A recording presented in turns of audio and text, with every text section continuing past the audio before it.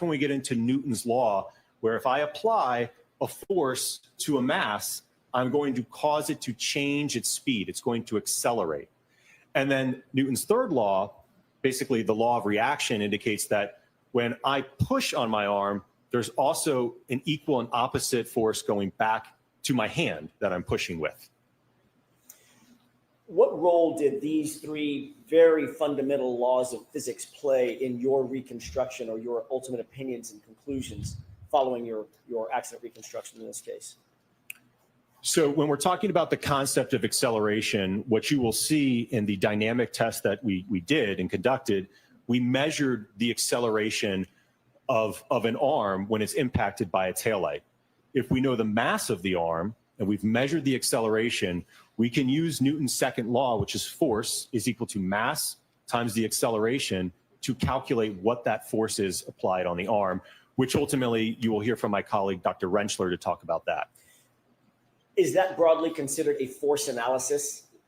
Yes. What role did force analysis, your force analysis, play in the accident reconstruction that you did or you undertook in this case? Well, there's certainly going to be a correlation between the impact speed and the damage that we see. The higher the impact speed, the greater the force. So from my perspective, I was interested in the speed and the force to look at what's the observed damage to the test taillights that we did. Do you think that's fundamental to an accident reconstruction? Yes. Did Dr. Welcher engage in any force analysis with regard to John O'Keefe's arm and the taillight? Not that I'm aware of, no. Let's move to the next slide, please. What are we looking at here? So don't be too afraid. This is some really simple equations that I want to show you. So that first one, delta V. So what do I mean by that? That simply just means you can think of delta, change in. So change in velocity. So if you look at that equation, the change in velocity, really simple. If I've got an object that's, let's say it's initially, for what V naught is, initially at 0 miles per hour, I hit it, and it's now moving 10 miles per hour. That means it underwent a change in speed of 10 miles an hour and is moving at that velocity. Acceleration is essentially how quickly did that velocity change occur, right? Did it go from 10 miles an hour in a split second, or did it go to 10 miles an hour over a few seconds? So depending on the timing of how quickly that change in velocity occurred will determine what the acceleration is.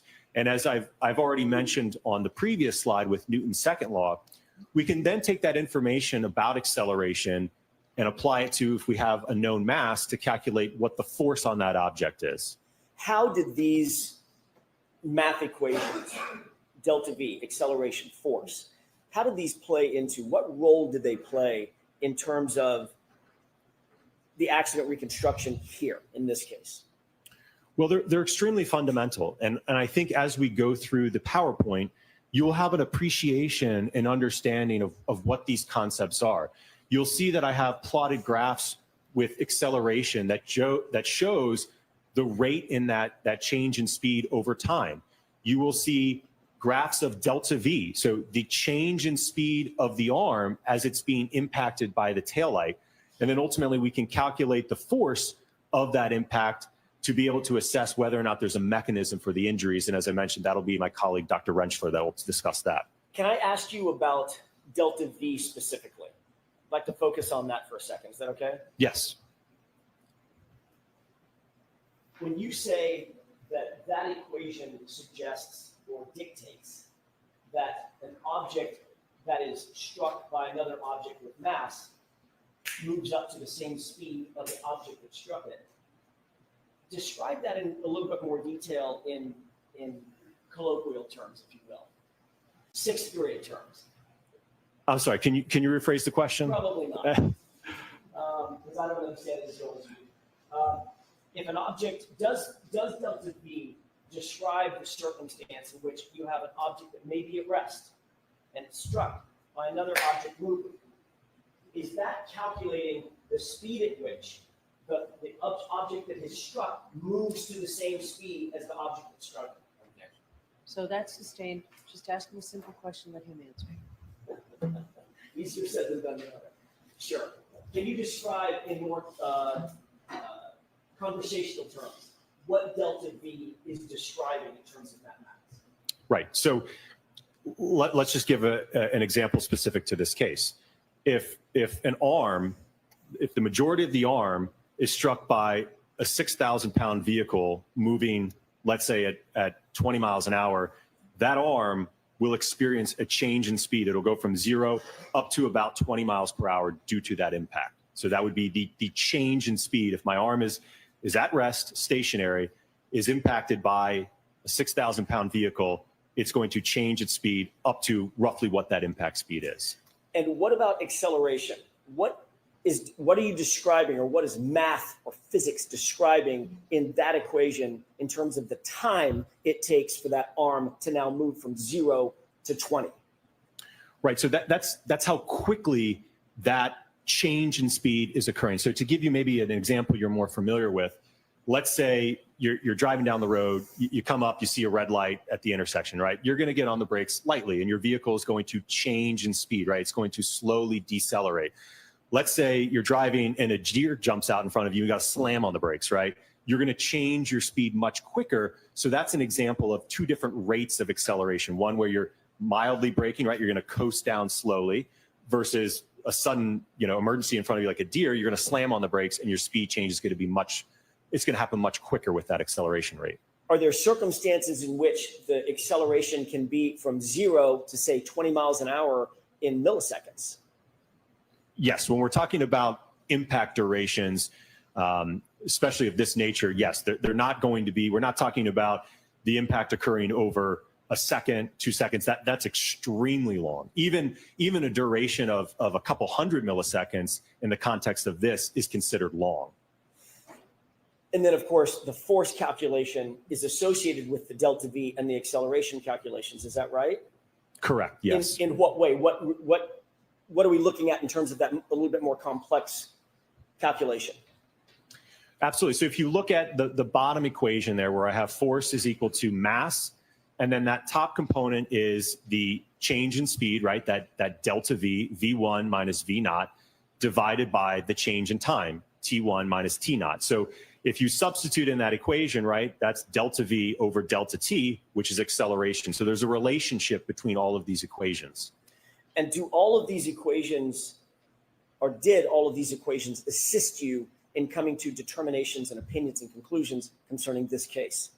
Yes. Are these normally accepted methodologies in determining delta V, acceleration, force, all the force dynamics or impact dynamics in an accident reconstruction? Absolutely. They are the core of physics. Can we go to the next slide, please? What are we looking at here? Scientific method. What does that mean? So the scientific method is a process that scientists typically use to be able to reach conclusions. And so you can think about it in this case, we make an observation, right? We have injuries to the arm. We've got a damaged taillight. So let's try to do some research to figure out, okay, has anyone done testing with that, right? Has anyone hit an arm with the taillight, see what happens, see what the forces are, right? And then we start to make a hypothesis, right? So what happens, it's kind of an if-then statement. If the arm contacts the taillight, does the taillight break? Does it not break, right? What's the hypothesis there? And at least my understanding of reviewing Dr. Welcher's work, it appeared to be that his hypothesis... Sustained. Next question. Sure.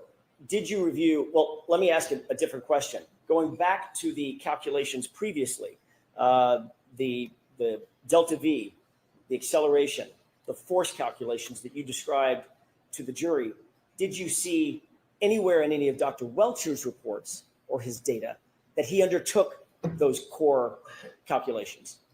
No.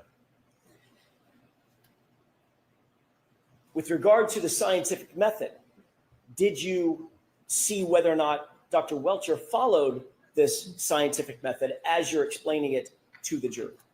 Sustained. What did you note, or what opinions or conclusions did you come to about the scientific method, if any, that Dr. Welcher did or did not undertake? Sustained. Did you review Dr. Welcher's entire database In other words, all the reports, all the raw data, and his PowerPoint? Yes. Did he undertake the scientific method as you know it? Right, so that's sustained. Continue to describe the scientific method as you know it and you employ it. Certainly. So again, from reviewing Dr. Welcher's report, he indicated, It's sustained. I'm going to see you at sidebar.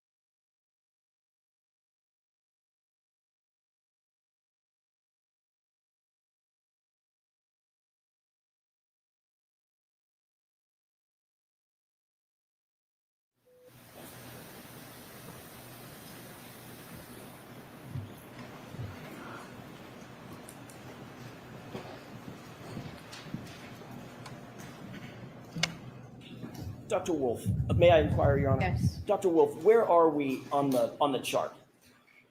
I've lost my place. I think hypothesis. Okay. Let's describe, if you would, please, what role hypothesis plays in the general scientific method. So generally, it's like I said, it's an if-then statement. So if you make a statement, if the arm contacts the taillight, then the taillight will shatter, right? So you want to do tests and experimentation and analyze that data to see whether you can accept or reject that hypothesis. And what's the next stage? So as I mentioned, after hypothesis, it's once you've determined that, what your hypothesis is, you want to test with experimentation, analyze that data, and that certainly may be an iterative process that you do multiple times to then be able to draw a conclusion from that analysis and testing. What's the next stage? To basically report those conclusions and findings. Why is it important to report those conclusions and findings? Well, I think so that you can, whether you can accept or reject the hypothesis that was put forward earlier. Do you have to analyze the data following the testing that you undertake? Yes, like I mentioned, I think it's an iterative process, because certainly you could do one test and it may not be clear what the answer is at that point. So you may have to do additional tests to basically parametrically evaluate your hypothesis. Did you see this well, let me ask you first, did you undertake this scientific method with regard to your reconstruction or your testing in this case? Yes. Did you observe this same scenario in Dr. Welcher's report? Sustained as to that form, Mr. Jackson. Did you see this undertaken anywhere else? Sustained there.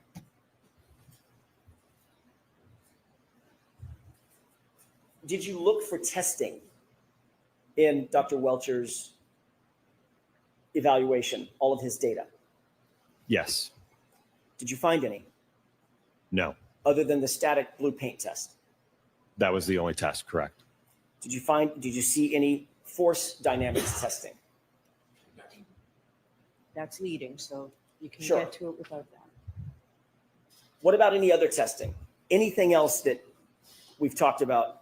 Do you see anything else done in Dr. Welcher's? As it report? pertains to an analysis to the taillight and the damage and the forces, no. Let's move on to the next slide. Did you actually undertake testing in furtherance of the scientific method? Yes. Let's move on to the next slide and you can describe what we're talking about. What are we looking at here? So you're looking at a test matrix of the various tests that we conducted at ARCA. I could go through them one by one if you want. Let me ask you foundationally, was your testing directed toward determining whether or not the scenario proposed in Dr. Welcher's report was consistent or inconsistent with what you would find ultimately? The objection sustained. Was your testing specifically designed to determine whether the damage to Miss Reed's vehicle or Lexus was consistent with the scenario that was proposed by Dr. Welcher? That's sustained too. Ask it differently, Mr. Jackson. What was your testing? What were you engaged in terms of your testing? What were you trying to find out? Well, I think it was to, again, we talked about earlier about that hypothesis, right? My understanding, Dr. Welcher indicated that the arm contacted the taillight, but there was no analysis or testing to determine what's the expected outcome of that. What's the damage to the taillight? So you answered the first question. I'm striking that second part. Ask another question. Was there anything else? I think simply put, it's to find out what happens when you impact an arm with a Lexus taillight at various speeds. What happens? What was your understanding of Dr. Welcher's hypothesis? That's sustained. Did you have an understanding of Dr. Welcher's hypothesis? That's sustained too.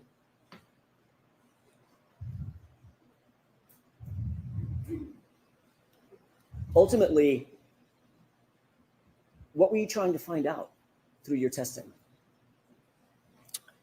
As I mentioned, I think it was to determine when you impact a taillight at 10 miles an hour, 15 miles an hour, 25 miles an hour, what happens to the taillight? What's the expected damage? What happens to a sweatshirt when it makes contact with that? What happens to the fragments? How does the arm move? What's the acceleration of the arm? What's the change in speed of the arm? And certainly, as I mentioned, my colleague, Dr. Rentschler, will discuss what are the expected injuries in that type of impact. Did you see any of those questions answered in Dr. Welcher's report? Yeah. Ask it differently. What did you see in terms of Dr. Welcher's report as it relates to those types of questions? That's sustained. Ultimately, did you undertake a methodology to perform the testing to answer the questions that you just explained needed to be answered for this jury? Yes. Describe that, please. So we started out, we kind of worked at this incrementally, right? We didn't start right off the bat with utilizing an exemplar Lexus going right into an ATD or a test dummy, right? We wanted to start in the laboratory to have an understanding what happens at a range of speeds, in this instance, in our first two tests, between 10 and 17 miles per hour, right? What happens, what kind of damage do we observe, right? At 10 miles an hour, do we even break the light? At 17, what kind of damage do we get? What kind of accelerations do we get? And then we moved up to full-scale vehicle impact testing.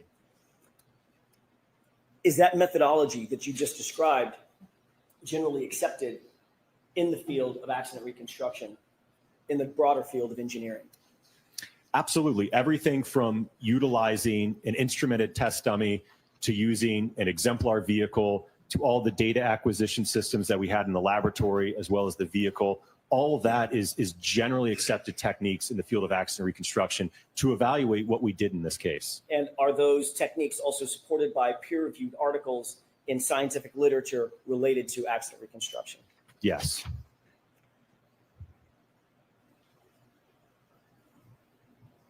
Did you rely on this methodology that you just described to render opinions and conclusions as it relates to this case?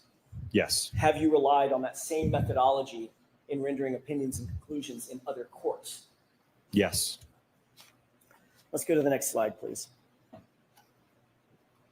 What are we looking at here? So we've gone over this before, but this is looking at the exemplar vehicle that we utilize for the latter part of our testing. You're looking at again, just annotating where the liftgate taillight is, as well as the quarter panel taillight. When you say exemplar vehicle, what is this SUV that we're looking at? So it's the same year, make, and model of the subject vehicle. So it's a 2021 Lexus LX 570. So it's the same weight, same geometry, same as the subject vehicle. Is this a picture off the internet, or do you actually have access to this truck? We have access to that vehicle, yes. And ultimately, what testing did you undertake specifically as it relates to this particular vehicle? We did full-scale vehicle testing with the vehicle driving into an ATD arm, as well as an ATD arm attached to a dummy, and then a full-on impact to a test dummy. Did you assess the damage to the right tail light after these various tests? Yes, after all of the tests. Did you assess the acceleration and quantify the forces that were involved? Yes. Did you assess the material and textile damage to the clothed ATD? Yes. Ultimately, did you conduct lab tests in an effort to answer some of these questions as well? Yes. And you've already mentioned this, but you utilized in your testing the exemplar vehicle to the fullest extent that you felt necessary? Absolutely, Were yes. you hampered or hindered in any way in terms of damaging the vehicle or utilizing the vehicle in any way that you wished? No. Let's go to the next slide, please.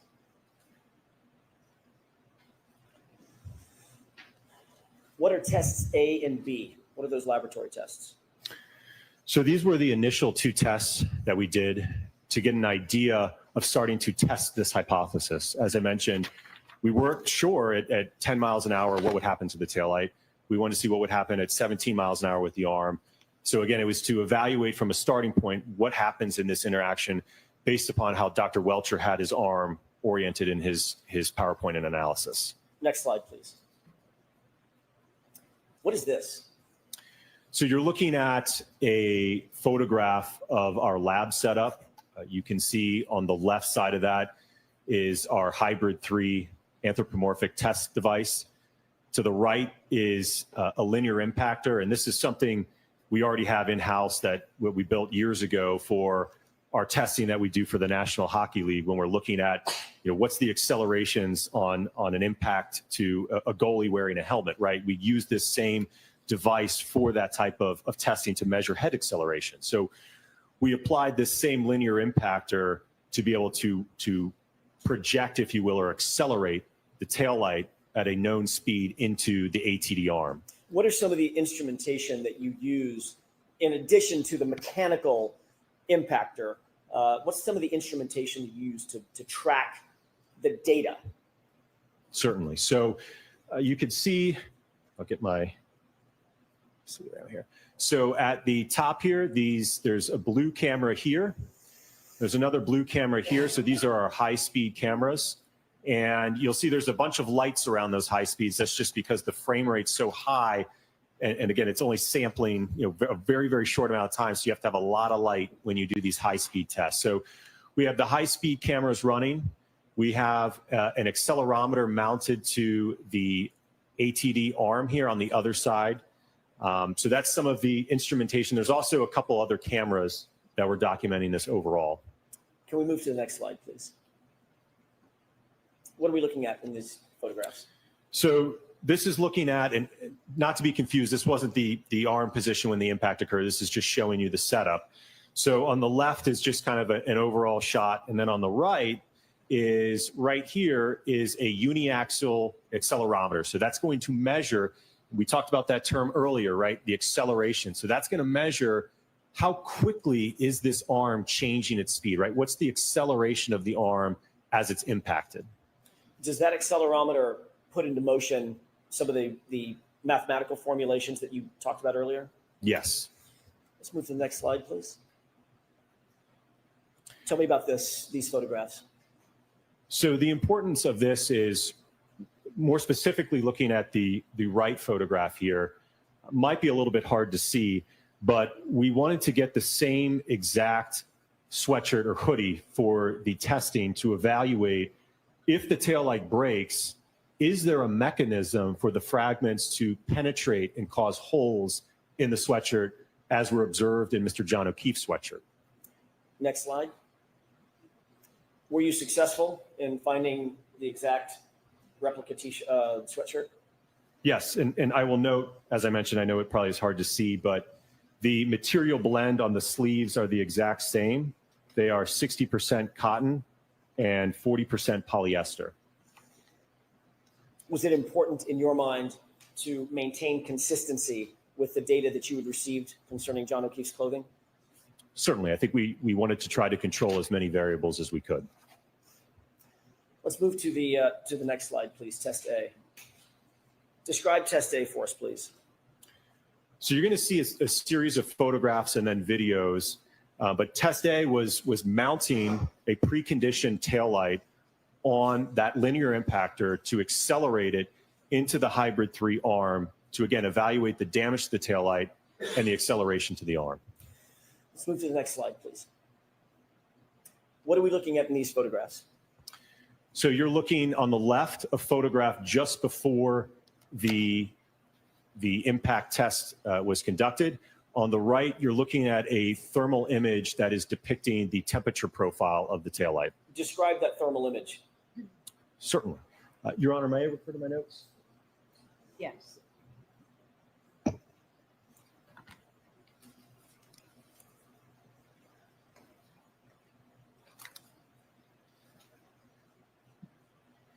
So what I did is I analyzed the profile of the temperature down in this area.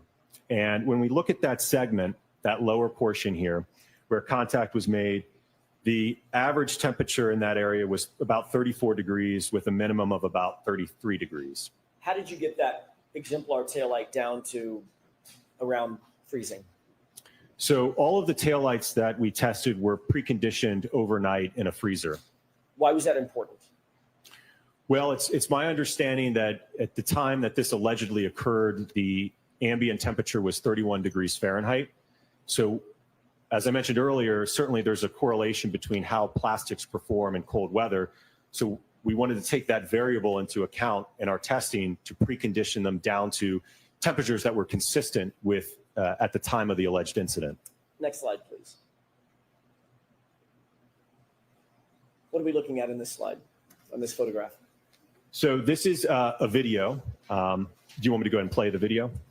Tell us what we're about to see, and then I'll ask the court's permission. So you were looking at a camera that is mounted above the entire setup. If you look at the top portion of this video, you will see the taillight. Part of it's covered by the high-speed camera. But what will happen is the linear impactor will fire, and the taillight will be accelerated up to 10 miles per hour, striking the clothed ATD arm. With the court's permission, Okay. let's go ahead and play the video.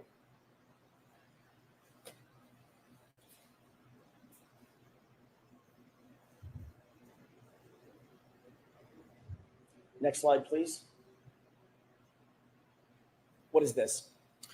So this is also a video, but with the high-speed camera. So it's the high-speed camera that's looking top down at the arm. So you will see when the video plays, you will see the taillight enter from the left and contact the arm. And I will note that this is essentially slow mode. So it's not happening in real time. So you'll see the taillight slowly moving, but it's actually in reality moving at 10 miles per hour. Understood.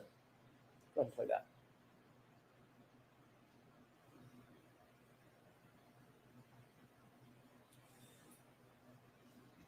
Can I ask a question now that that's played? How did you mount the taillight to the accelerator, that linear accelerator? Right. So we had to get a little bit creative there because you may have observed this when we had the physical assembly out earlier.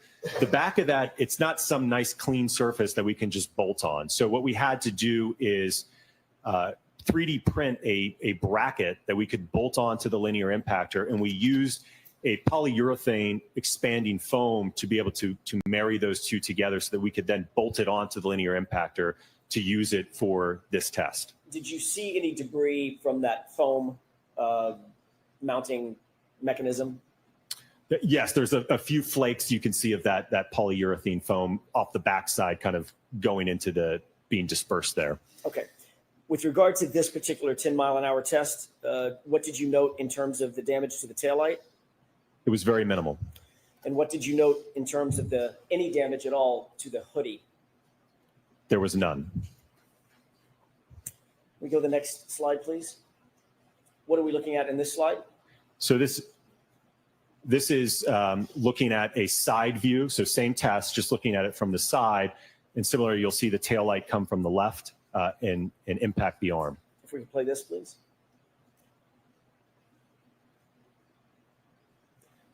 What did you note in terms of deflection of the arm, the test arm?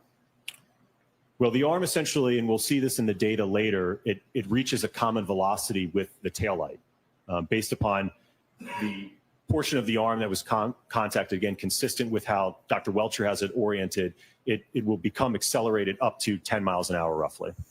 Over approximately what period of time is that arm accelerated up to 10 miles an hour along with the taillight? We'll see it on the data plots. I think it's about 10 milliseconds or so. How long, do you know how long an eye blink on average takes? Off the top of my head, no, I don't. Probably pretty quick. Somewhere around 250 milliseconds. Does that sound right? Sustained.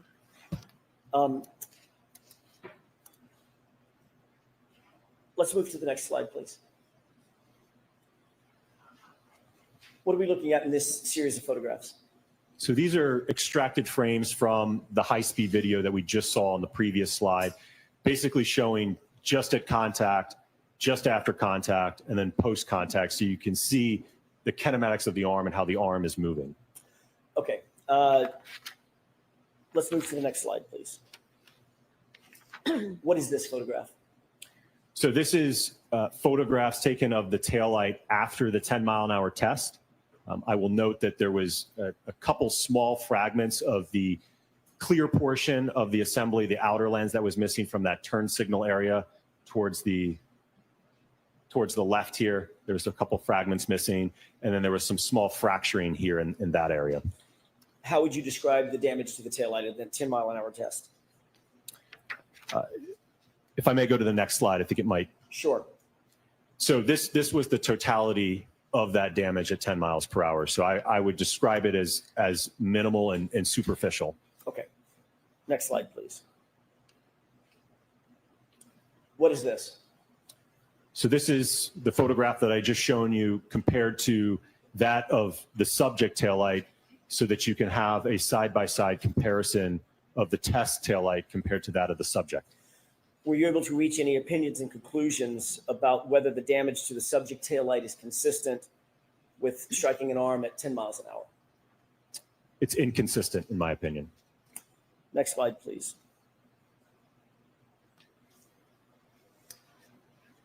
This is still test A, is that correct? Correct.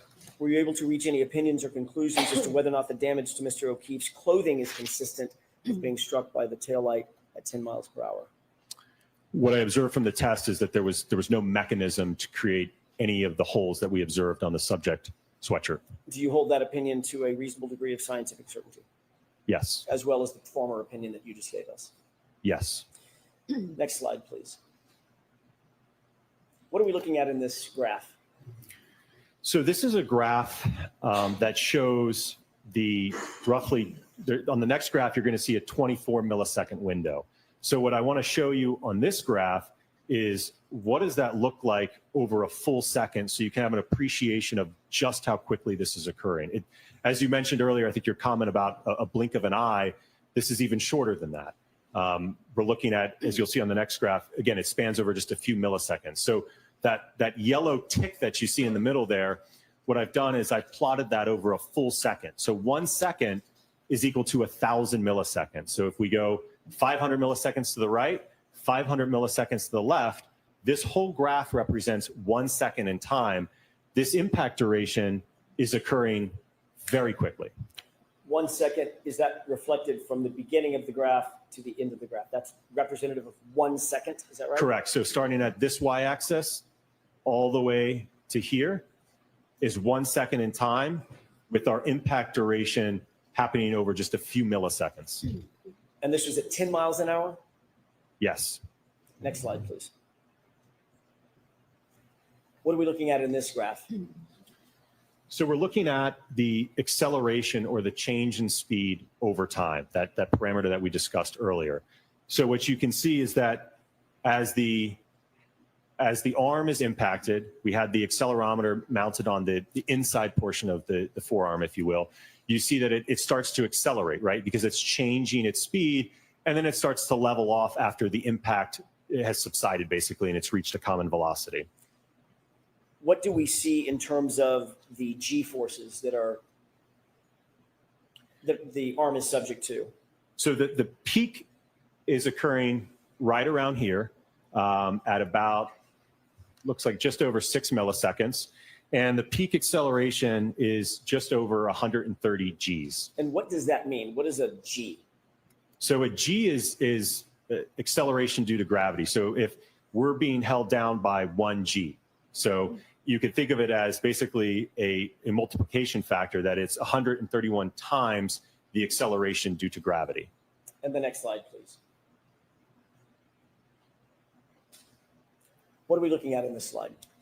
So this is, again, that concept that we talked about earlier, delta V. This is the change in speed. So if we do some math to the previous data that we collected, it's a technique called integration, where we can actually add up all of that acceleration to determine what speed did the arm get up to. And when we do that calculation to this data, what we see is that initially at the impact, right, the arm's at rest, right, Newton's law, first law.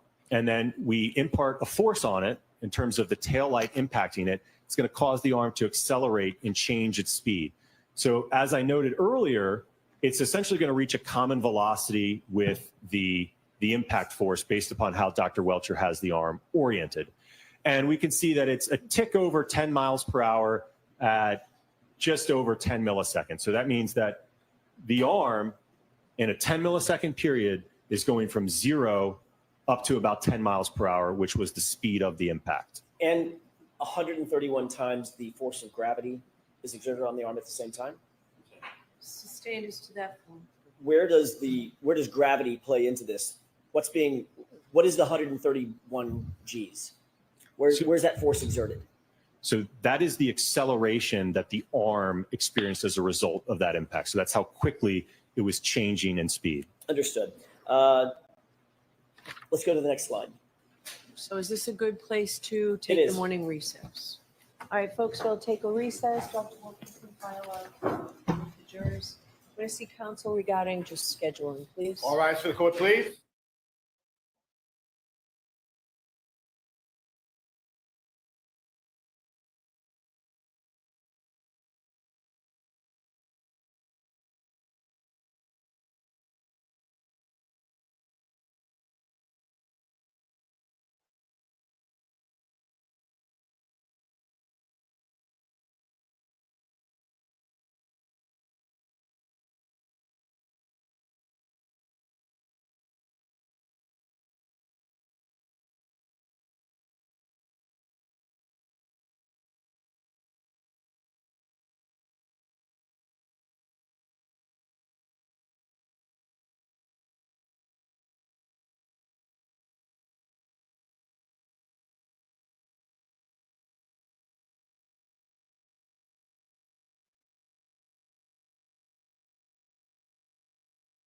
Hey, thank you so much for watching the Karen Reed trial with us, but I wanted to tell you guys about something real quick. We talk a lot about personal safety here all the time. Did you know that your personal data is being harvested and sold online by data brokers? Anybody can buy your personal details, and when that happens, you're at risk for a whole host of things: identity theft, becoming a target of phishing scams, potentially stalking. There's so much more, but that is why I'm so happy to tell you about our sponsor, Delete Me.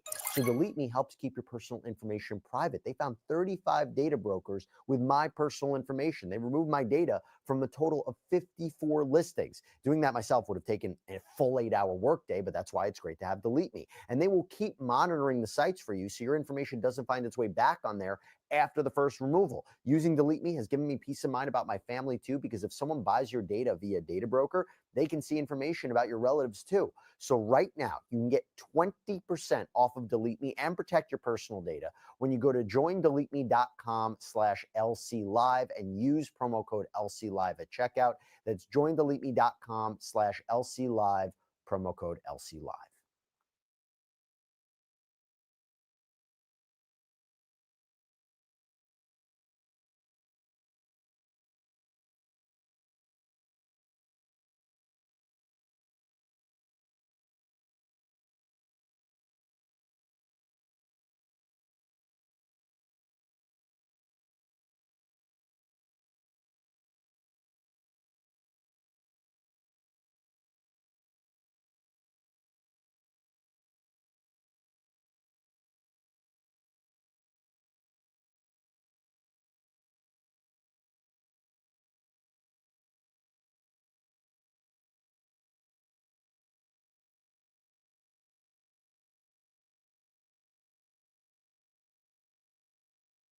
All right, 20 minutes. Court, all rise.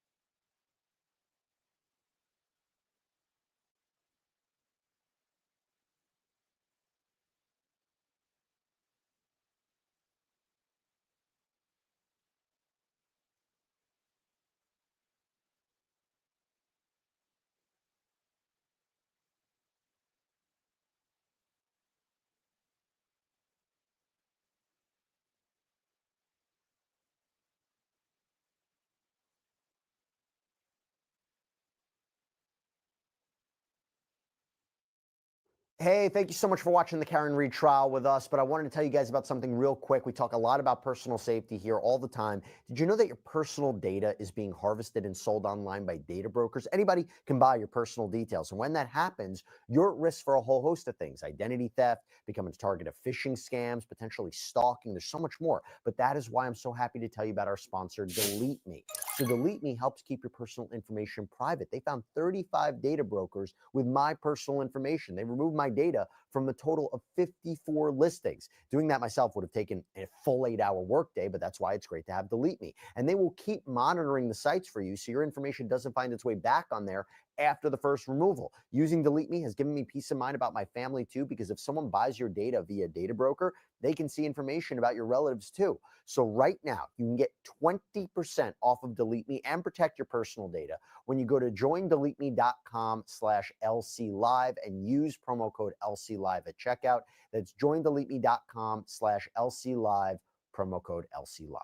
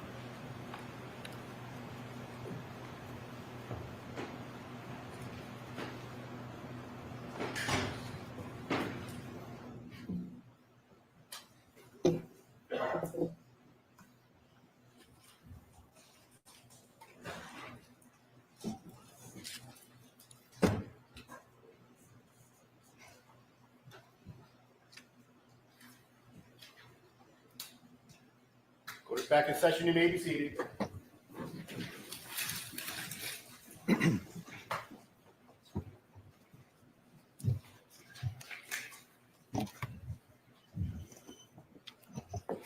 Okay, you all set, Dr. Wolf? Yes, thank you, Your Honor. All right, Mr. Jackson. Thank you, Your Honor. Dr. Wolf, before we get into laboratory test B, I failed to ask you, were you compensated or was ARCA paid following the proceeding last year for any of the time? Yes, last year. Yes. Last year. Correct, yes. Do you know how much that was? From what I recall, I think it was around $20,000. Was ARCA paid by the defense your initial testing, the initial analysis, which you talked about earlier this morning? Was ARCA paid by the defense for any of that? No, not the report, testing, none of that. Okay. What were you paid for last year related to the first proceeding? My time to appear at the proceeding. Travel? Correct, travel, testimony. testimony. Yes, sir. So the form, Mr. Jackson. Sure. What about now? Have you been paid any additional sums by the defense specifically for your undertaking that you're testifying about today? Yes. About how much have you been paid? I think when I spoke to accounting, I think they indicated it was around $50,000. Okay. Let's talk about laboratory test B, as in Bravo. If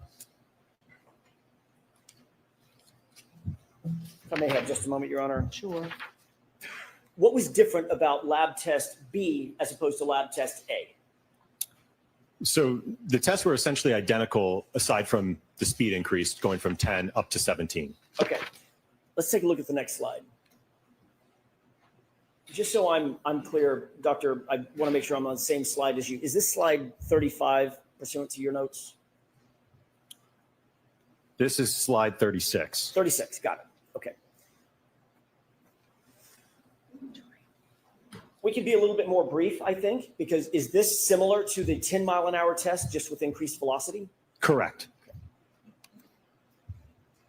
What about the purple hued taillight on the right? What is that? So again, that is a thermal image depicting the temperature profile of the right taillight that was tested. And I'm sorry, go ahead. I was just going to note that the average temperature profile of the taillight here in this test was approximately 30 degrees Fahrenheit. Is that below freezing? It is, yes. And the ATD, the test dummy, if you will, Yes. is it also clothed? Correct, yes. With you may notice a difference in the sweatshirt color. We put on a new sweatshirt in this test. Was it also an exact replica of the sweatshirt at issue worn by John O'Keefe? I'll ask it a different way. How did it compare to the sweatshirt that was worn by John O'Keefe? It was made by the same company and had the same material blend as the previous test and the one that Mr. John O'Keefe was wearing. Next slide, please. What are we looking at here? So this will be a video. You will see, much like you did in the other one, where the taillight will be accelerated up to 17 miles an hour, impact the arm. And one of the things you'll see is actually an artifact of the test, if you will, where the taillight, due to the fact that the impactor stops at the end of the stroke, that force actually causes it to decouple from that polyurethane foam that we use to adhere the two. What do you mean by decouple? What does that mean?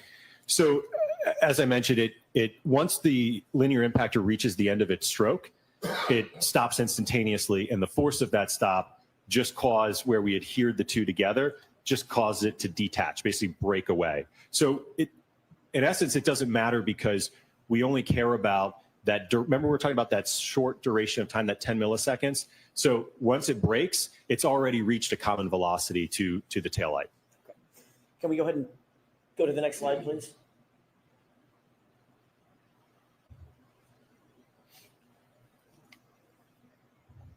What do you note about this impact?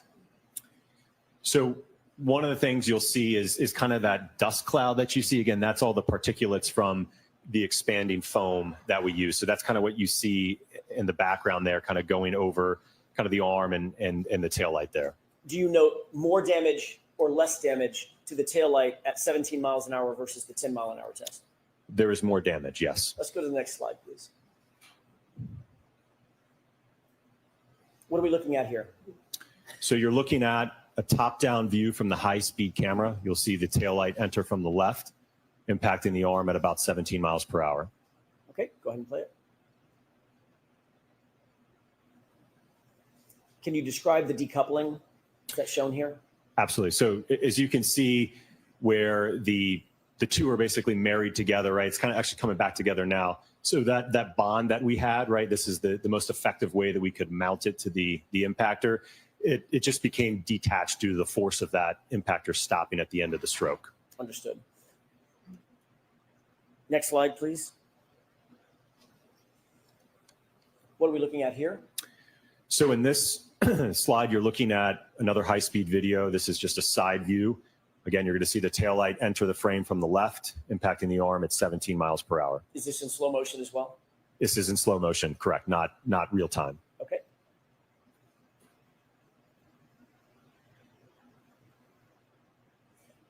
What do you note in terms of the deflection on the arm? The arm, as we saw in the previous one, is accelerated up, so it's moving now at roughly a common velocity with what the impact speed was. And what did you note about the damage to the taillight? It was more significant than the 10-mile-an-hour test, which, again, there was very minimal damage to that, where several fragments of that red outer lens fractured as well as the clear lens. Okay, next slide. And what is this depicting? This is extracted frames from the previous video just showing right at contact, during contact, and post-contact. Next slide, please. What is this a photograph of?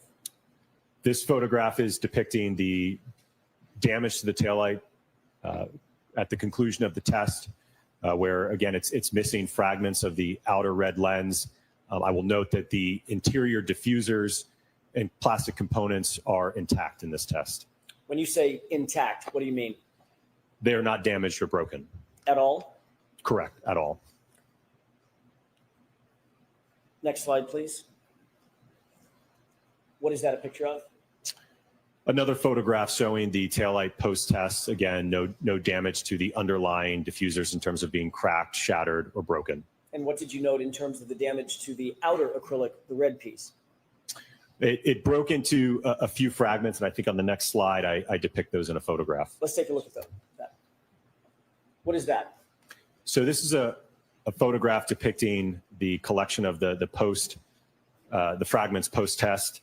I will note there's one clear piece, one red piece, another clear piece, and then there is one more red piece in this bag. So the outer lens broke into approximately 4 pieces in the 17-mile-per-hour test. And I'll point out one other thing just because you can see it in the photograph. This is that 3D printed bracket that we used to bolt it onto the linear impactor with the foam on the other side that mounted it to the taillight. Thank you for that. Next slide, please. What is this a picture of, or pictures of? This is a side-by-side comparison showing a depiction of the 17-mile-an-hour test impact to the test taillight, comparing it to that of the subject taillight. Were you able to reach any conclusions or opinions as to whether or not the damage to the subject taillight on the right is consistent with striking an arm at 17 miles per hour? It's inconsistent from a damage perspective. What's the basis of that opinion? The test that I've just showed you all. Was that testing that we've just talked about conducted in accordance with the scientific literature and generally accepted methodologies that you've earlier described? Yes. Is the damage to the right rear taillight consistent with striking John O'Keefe's arm at 17 miles per hour? No. Do you hold that opinion to a reasonable degree of scientific certainty? Yes. Slide 45, please. What is this? You're looking at photographs post-test of the sweatshirt that the ATD was wearing at the time of the impact. Is this the 17-mile-an-hour impact? Correct, yes. Did you note any defects in the fabric of the right arm? There were no punctures, holes, or fraying of the material during this impact test. Based on this testing that you conducted in this case, is the damage that you saw of the shirt that John O'Keefe was wearing consistent or inconsistent with the shirt that's on the ATD? It was inconsistent compared to the sweatshirt that Mr. John O'Keefe was wearing. Based on that, do you have an opinion or a conclusion as to whether or not the damage on Mr. O'Keefe's clothing was consistent with being struck by the right rear taillight at 17 miles per hour? It is inconsistent. Next slide, please. What is this graph depicting? So going back to these terms that we've talked about, this is the acceleration trace of the 17-mile-an-hour impact test. And you can see that we reach a peak acceleration at around 5 milliseconds, and that's at about almost 270 Gs. You said 270 Gs? Correct. Or 217? 270. Thank you. 70. Did that have any significance on your analysis? Yes. What was that? Well, we can use that to estimate. Obviously, we can integrate that to get the speed, but we can also estimate the force applied to the taillight with that information. Can we go to the next slide, please? What is the delta V as it relates to the 17-mile-an-hour lab test? So you can see, again, the arm initially at rest is accelerated up, increasing in speed, and then reaches just about 16 miles per hour, so reaching nearly a common velocity with the taillight at about 8 milliseconds in time. Next slide, please. Did you conduct additional tests other than the 2 lab tests that we've talked about? Yes, sir. Describe just in general, and then we'll talk in more specifics. What were the tests that you undertook after the lab tests? So we conducted 2 tests with a suspended ATD arm that was impacted by an exemplar 2021 Lexus LX570. We then conducted a test where the arm was then attached to a test dummy. And then our final test was a full-on impact to a test dummy. Can we go to slide 48, please? What are we looking at in this slide? This is the exemplar 2021 Lexus LX570 that was utilized during this test program. Was this the same vehicle that was utilized in all the tests, C, D, E, and F? Correct, yes. If we could go to slide 49, the next slide. What's depicted in this photograph? Well, so there's a number of things here, so I'll try to point them all out. So obviously, we talked about just now the Lexus here, the exemplar vehicle. We have a forklift that was hoisted up that ultimately was suspending the arm. I think I have an additional photograph that shows it close up. But the arm was suspended from the forklift at the correct height to interact with the taillight. We have our high-speed cameras set up under this umbrella. There's another one over here. Another thing you'll note is we brought out the chest freezer when we were installing these in the Lexus to, again, keep them at that steady state temperature for as long as possible.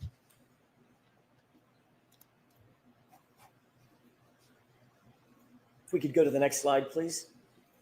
What are we looking at in this photograph? So this is the approximate position that we plan to have contact occur in these tests. So as you can see, the forearm is in contact with the lift gate and the quarter panel taillight along with the elbow. Why did you choose this configuration for the arm, the forearm, the hand, the elbow? It was based upon my review of Dr. Welcher's work, and that he did through his static and dynamic test or paint test that this is how the arm was roughly oriented when the alleged contact occurred. What were you trying to replicate in positioning the arm this direction, this way, as it relates to the SUV? Well, I think as I stated earlier, it was to understand, okay, let's get beyond just simple geometry, aligning things. What happens to the arm, right? What are the accelerations? What's the damage, right? What we want to answer some of those other questions that Dr. Welcher didn't answer. Does this I'm going to strike the last part of that Does this configuration align with your understanding of Dr. Welcher's alignment of the arm as it relates to the vehicle? answer. Sustained. May we approach, Your Honor? Yes.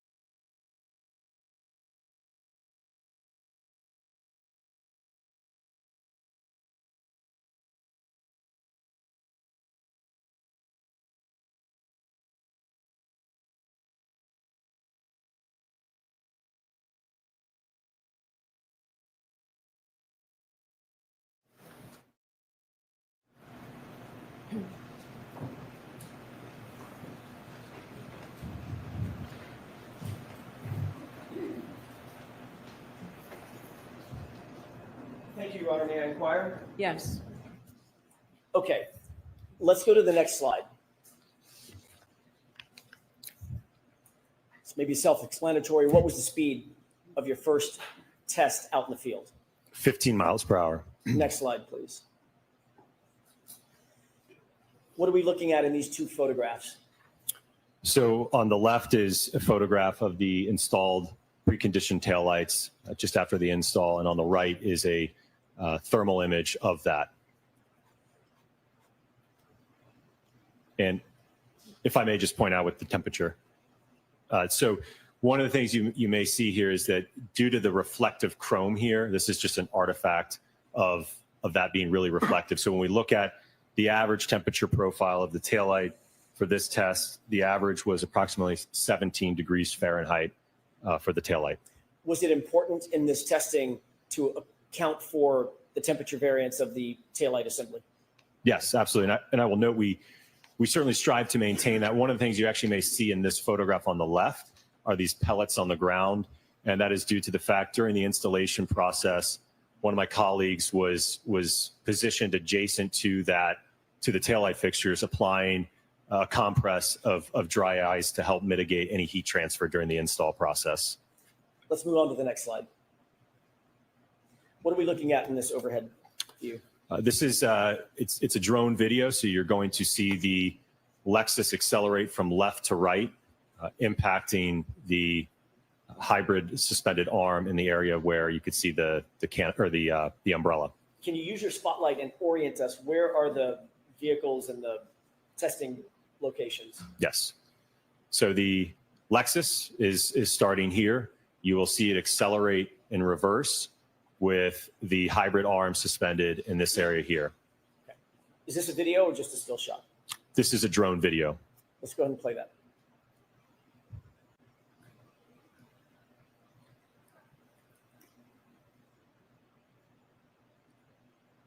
Dr. Wolf, is that in real time or slowed down, sped up? This is in real time. Okay. Next video, please. What is this? This is a camera that was mounted on top of the forklift that was suspending the arm. Is this a still shot or is it a video? It's a video. What is the orientation of that arm as it relates to the vehicle that we'll see? So it will make contact with the taillight, although I will note in this test, ultimately the contact ended up being more of a clip or a side swipe in this test. Go ahead.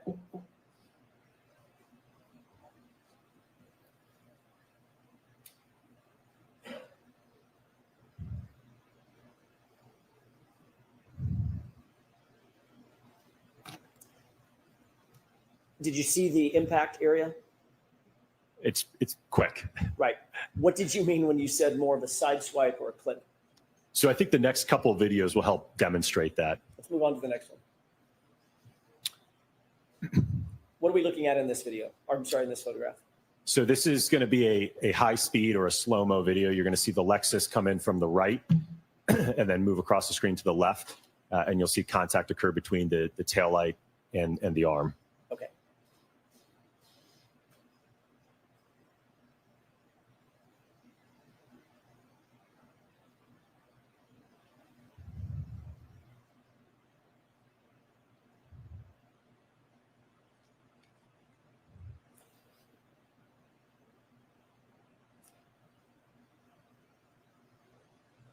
Can you explain for the jurors using this video what you meant by more of a side swipe or a clip?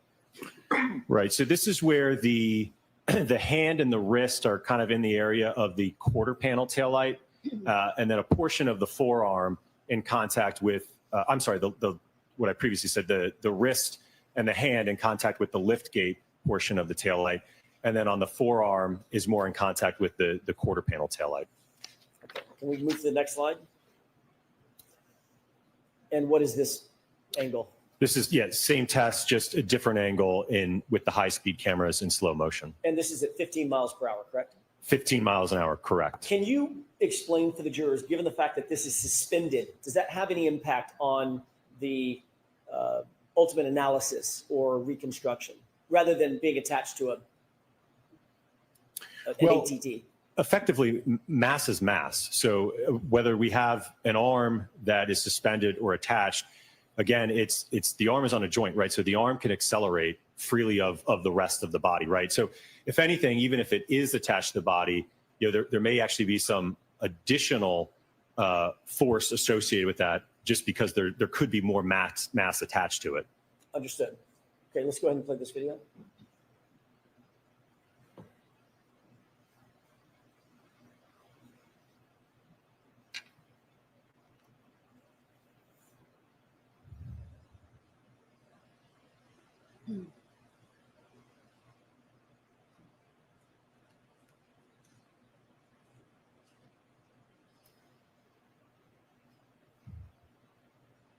Can we go to the next slide, please?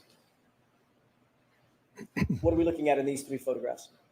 So you're looking at, on the left, starting from left to right, just at contact, and then just after contact, and then post-contact. So as I mentioned, you can see that in this first one at contact, again, we don't have, the hand isn't and the arm aren't positioned as far out on the previous tests, and the hand is in the area and the wrist of the lift gate taillight, with part of the forearm in contact with the quarter panel taillight. And as you saw in the video, essentially the arm just kind of moves out of the way of the vehicle as it comes by. Understood. Next slide, please. What are we looking at here? This is a photograph of the test vehicle subsequent to the test, depicting the, I'll say, lack of damage to the taillights. Describe what you did see in terms of damage or lack of damage on the taillight. There was no damage or fracturing to the taillights. Describe the orientation of the arm in this particular test that you said was more of a side swipe. What was the orientation of the arm to the taillight in terms of how much of the arm touched the taillight? It's probably a clunky question, but I think you understand it. I don't know if I could break it down into, I think just qualitatively speaking, like I said, it appears to be the hand and the wrist and kind of the lower portion of the forearm, maybe to the mid forearm or so. So nothing on the upper arm? Correct. Making contact? Correct. Nothing on the upper arm. Yes. Okay. If we could move past this slide and onto the next slide. What is this depicting? So this is depicting the test taillights of the 15 mile per hour impact into the hybrid arm compared to that of the subject taillight.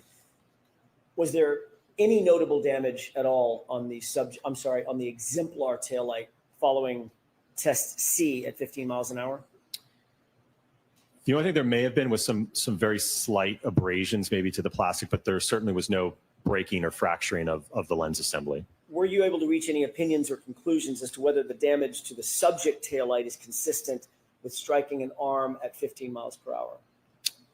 In this test, it was inconsistent. Even in a side swipe? Correct. Was that testing that we just saw done in accordance with scientific literature and generally accepted methodologies in the area of accident reconstruction? Yes. Is the damage to the right rear taillight of the subject vehicle consistent with striking John O'Keefe's arm at 15 miles per hour in a side swipe configuration? It's inconsistent. Do you hold that opinion to a reasonable degree of scientific certainty? Yes. Can we move to the next slide, please? What are we looking at in this graph? So you're looking at the hand acceleration over time. So you can see that because, as you saw in the previous video and slides, the hand initially made contact with the taillight. So that gets accelerated up first. So we're getting peak accelerations in this test for the hand of about 254 Gs. And yes, over a period of about a little over 6 seconds or 6 milliseconds or so. What was the arm or the appendage outfitted with to determine the data on this graph?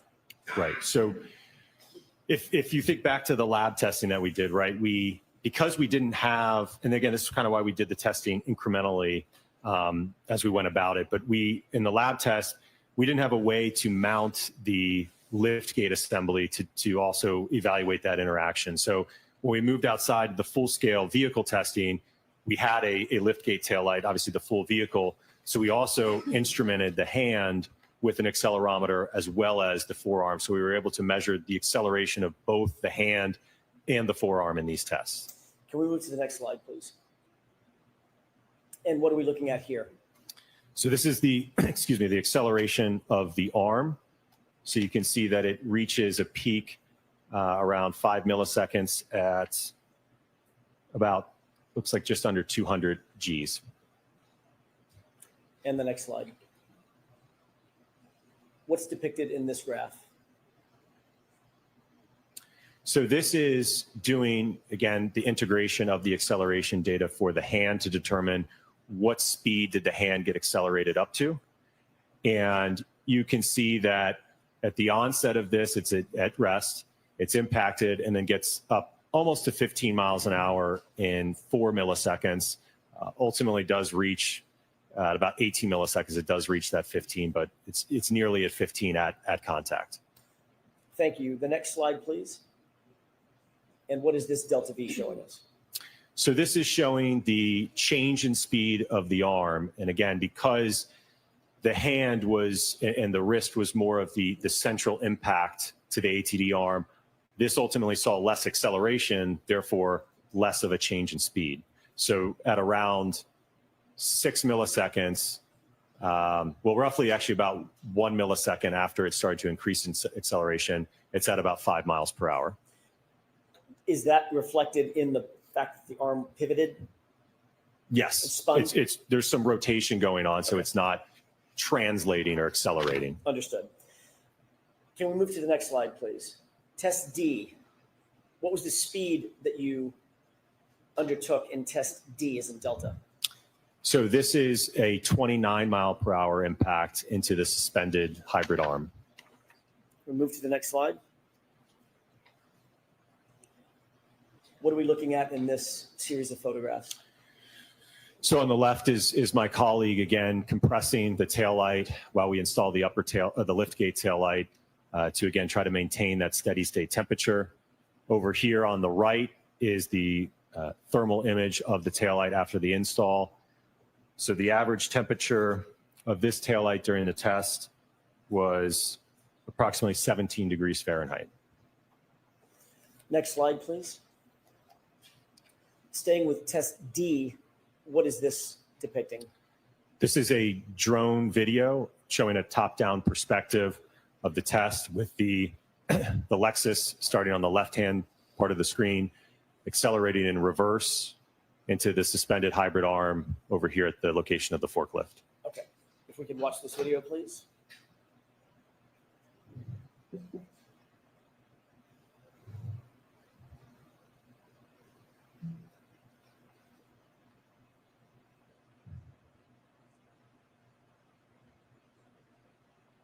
Do your next slides show, there you go, the suspended arm. What are we looking at here? So this is a video camera that was positioned on top of the forklift looking down at the arm. So you'll see the vehicle move from bottom to top as this video plays. By the way, Dr. Wolf, what are the purple and white lines that we see have predominated? I'm sorry, I was talking over that. Sorry, I That's didn't. okay. What are the purple and white lines that we see? So those are guidelines to help. I will note that this is kind of like a needle in a haystack. It's very hard to hit this small of a target. So just served as a guideline to reference as we're accelerating rearward into this. Is this in real time? This is in real time, yes. What's the speed that the vehicle is entering the frame at? 29 miles per hour. Thank you. What happened to the arm in terms of its suspension? It actually gets ripped off from the mounting location. Is there a reason you believe physically that that arm was ripped off from the suspension tethers? Well, certainly there was enough force to break the tie lines to the forklift. Was there a test value of those tie lines? I think they were rated at 150 pounds. What does that suggest in terms of the force that was exerted? Just before we get to the other testing, the force that was exerted on the arms to tear off the tie lines. Well, it indicates that the arm saw at least 150 pounds of force. Okay. Next slide, please. What are we looking at in this video? So this is going to be a slow motion video. You'll see the Lexus accelerate in reverse, making contact with the arm. And again, this is the 29 mile per hour impact test. Okay.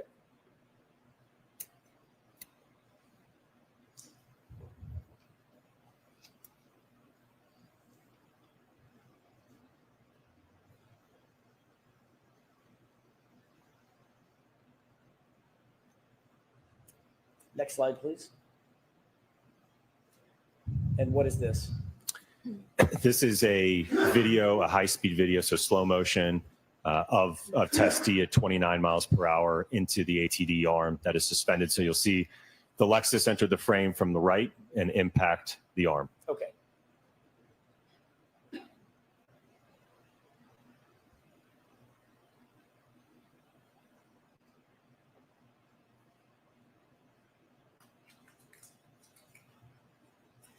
Was this strike more reflective of what you were attempting to replicate? Yes, this was a more central impact to the arm. Yes. Thank you. Next slide, please.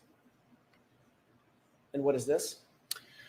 So this is a high-speed or slow motion video depicting the test D at 29 miles per hour, just a different perspective than the previous video. Okay.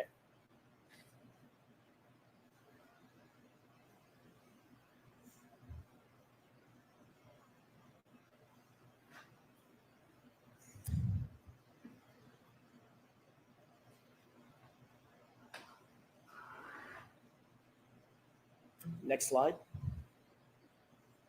And what are we looking at here? So this is extracted frames from the high-speed video. So starting out left to right, this is roughly at first contact with the majority of the hand, well, the hand, the majority of the forearm in contact with the liftgate taillight, with a portion of the elbow in contact with the quarter panel taillight. Can I stop you right there on that far left frame? Does that fairly replicate what you were attempting to approximate in terms of the orientation of the arm versus the taillight? Yes, more of a central impact compared to that first test at 15. Yes. Is that more or less consistent with what you saw in Dr. Welcher's test, where he had his arm in that still shot associated with the geometry of the car? Sustained. Is this consistent with what you were trying to replicate after your review of Dr. Welcher's report? Yes. Sustained. Can I ask it differently? What were you trying to replicate, or why were you trying to replicate this at the 29 mile an hour test in this particular orientation? We were trying to see, based upon Dr. Welcher's orientation, what happens to the arm in terms of the acceleration and the damage to the taillight at that configuration at contact. Okay, next slide, please. What are we looking at? So this is a photograph depicting the damage to the liftgate taillight as well as the quarter panel taillight. And what do you note in terms of that damage? So on the liftgate taillight, a significant portion of that thick 5mm red outer lens is fractured and broken off. The underlying diffusers are still in place. There was a small crack in, I believe it was the upper diffuser here. The quarter panel taillight had the clear section damaged with the outer lens missing, along with some fragments from the outer portion of the red part of the lens. Next slide, please. What are we looking at in this slide? So this is another photograph depicting the quarter panel taillight. As I indicated, there is portions of the red lens cover missing. The interior diffusers remained largely intact in this test. Next slide. What is this side-by-side depicting? This is showing the results of the 29-mile-per-hour impact test to the test vehicle compared to that of the subject taillight. Given that orientation of test D, were you able to reach any opinions or conclusions as to whether or not the damage to the subject taillight is consistent with striking an arm at 29 miles per hour? It was inconsistent. What's the basis for that opinion, Dr. Wolf? The results of this test. And was that testing conducted in accordance with the scientific literature and generally accepted methodologies in the field of accident reconstruction? Yes. Is the damage to the right rear taillight consistent with striking John O'Keefe's arm at 29 miles per hour? When I say the right rear taillight, I mean of the subject vehicle. Sustained and was to that. With regard to your opinion concerning whether the subject taillight is consistent with striking an arm at 29 miles per hour, do you hold that opinion to a reasonable degree of scientific certainty? Yes. Next slide, please. What is depicted in this graph?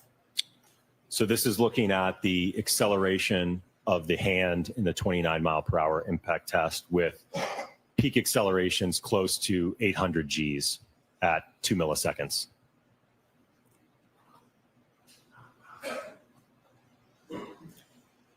Next slide, please. What are we looking at in this graph?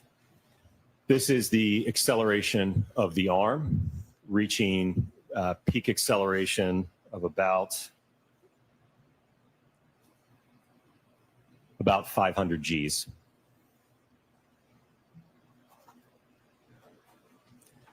You indicated 800 Gs in the last graph. What's the difference? What's the difference in the delta between the 500 and the 800? Between the hand and the arm? Understood.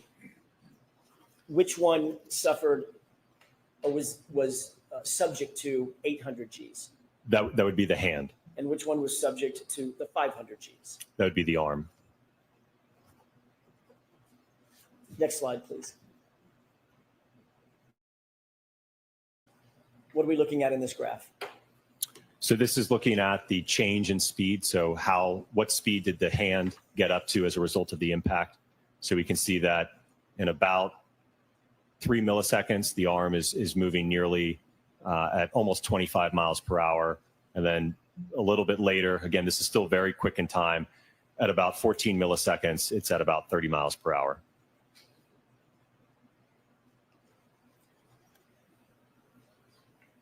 Next slide, please. What's depicted in this graph? So this is looking at the change in speed of the arm as a result of the contact.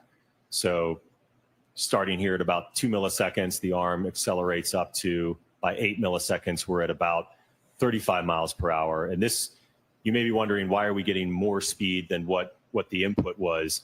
And that's because you get a phenomenon known as restitution. Basically, there's an elastic collision between the two where you can get almost a bouncing effect. So when you have something that weighs 6,000 pounds striking something that's much, much lighter than that, it can actually cause it to accelerate up to a greater velocity than the impact speed. Next slide, please. Test E, 24-mile-an-hour impact test. What is that? So this is a 24-mile-an-hour impact test to the ATD arm attached to a test dummy. Next slide, please. Why did you utilize 24 miles an hour for this test? So it's my understanding that this is the upper end. There is a triggering event of, I believe it's 1162.2, and I think at the end of that data, the speed is approximately 24 miles per hour. So we did a test at the end point, if you will, in that data set. What is this photograph showing in terms of the orientation of the arm and the hybrid test dummy, or ATD? So the orientation is to depict, again, the orientation that Dr. Welcher indicated in his static and dynamic test to show what happens when again, that ATD arm that we had is attached to a test dummy and is struck at 24 miles per hour. Next slide, please. And what is this? So this is a thermal image of the taillights just after the install with the average temperature at about just over 33 degrees Fahrenheit. Next slide. And what are we looking at? So you're looking at a top-down drone video with the Lexus here on the left that will accelerate in reverse up to 24 miles an hour, striking the ATD arm. Let's watch that, please.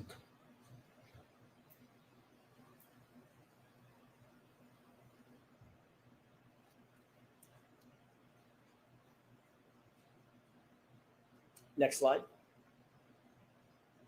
What are we looking at in this slide? So this is a top-down video from atop of the forklift, or where the arm is suspended attached to the dummy. So you're going to see the vehicle enter from the bottom into going to the top of the screen.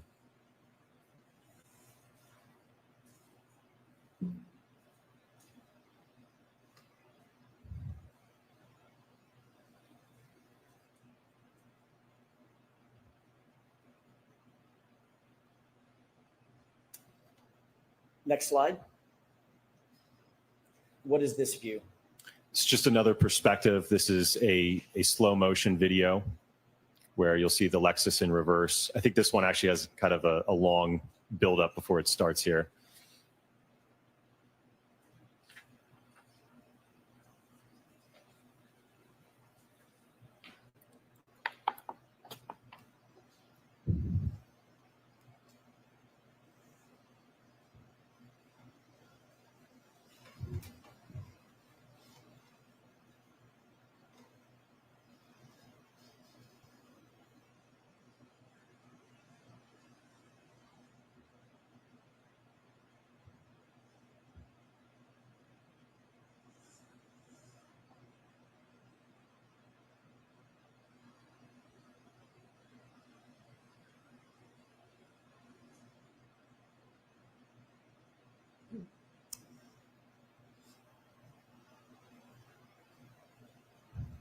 And could we go to the next slide, please?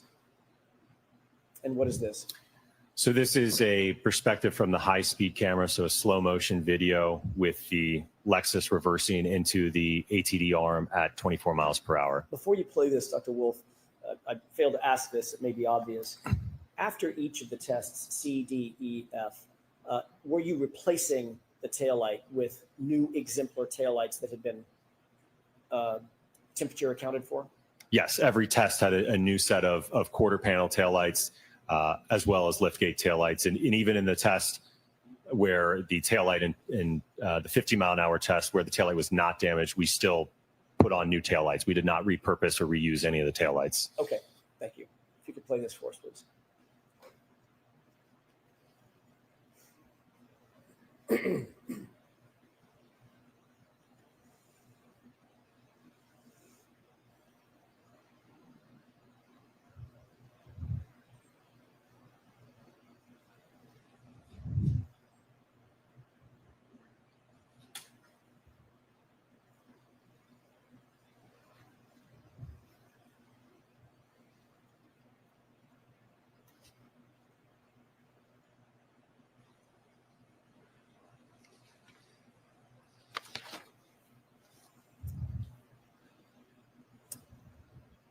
Next slide. In this configuration, was the ATD outfitted with the hoodie that you've earlier described? Yes. At the time you outfitted the ATD with the hoodie in this configuration before this test E, did you confirm that the sleeve, the right sleeve, was damaged or undamaged? After this test? No, before. Before, it was undamaged before the test. Okay. What are we looking at in this slide?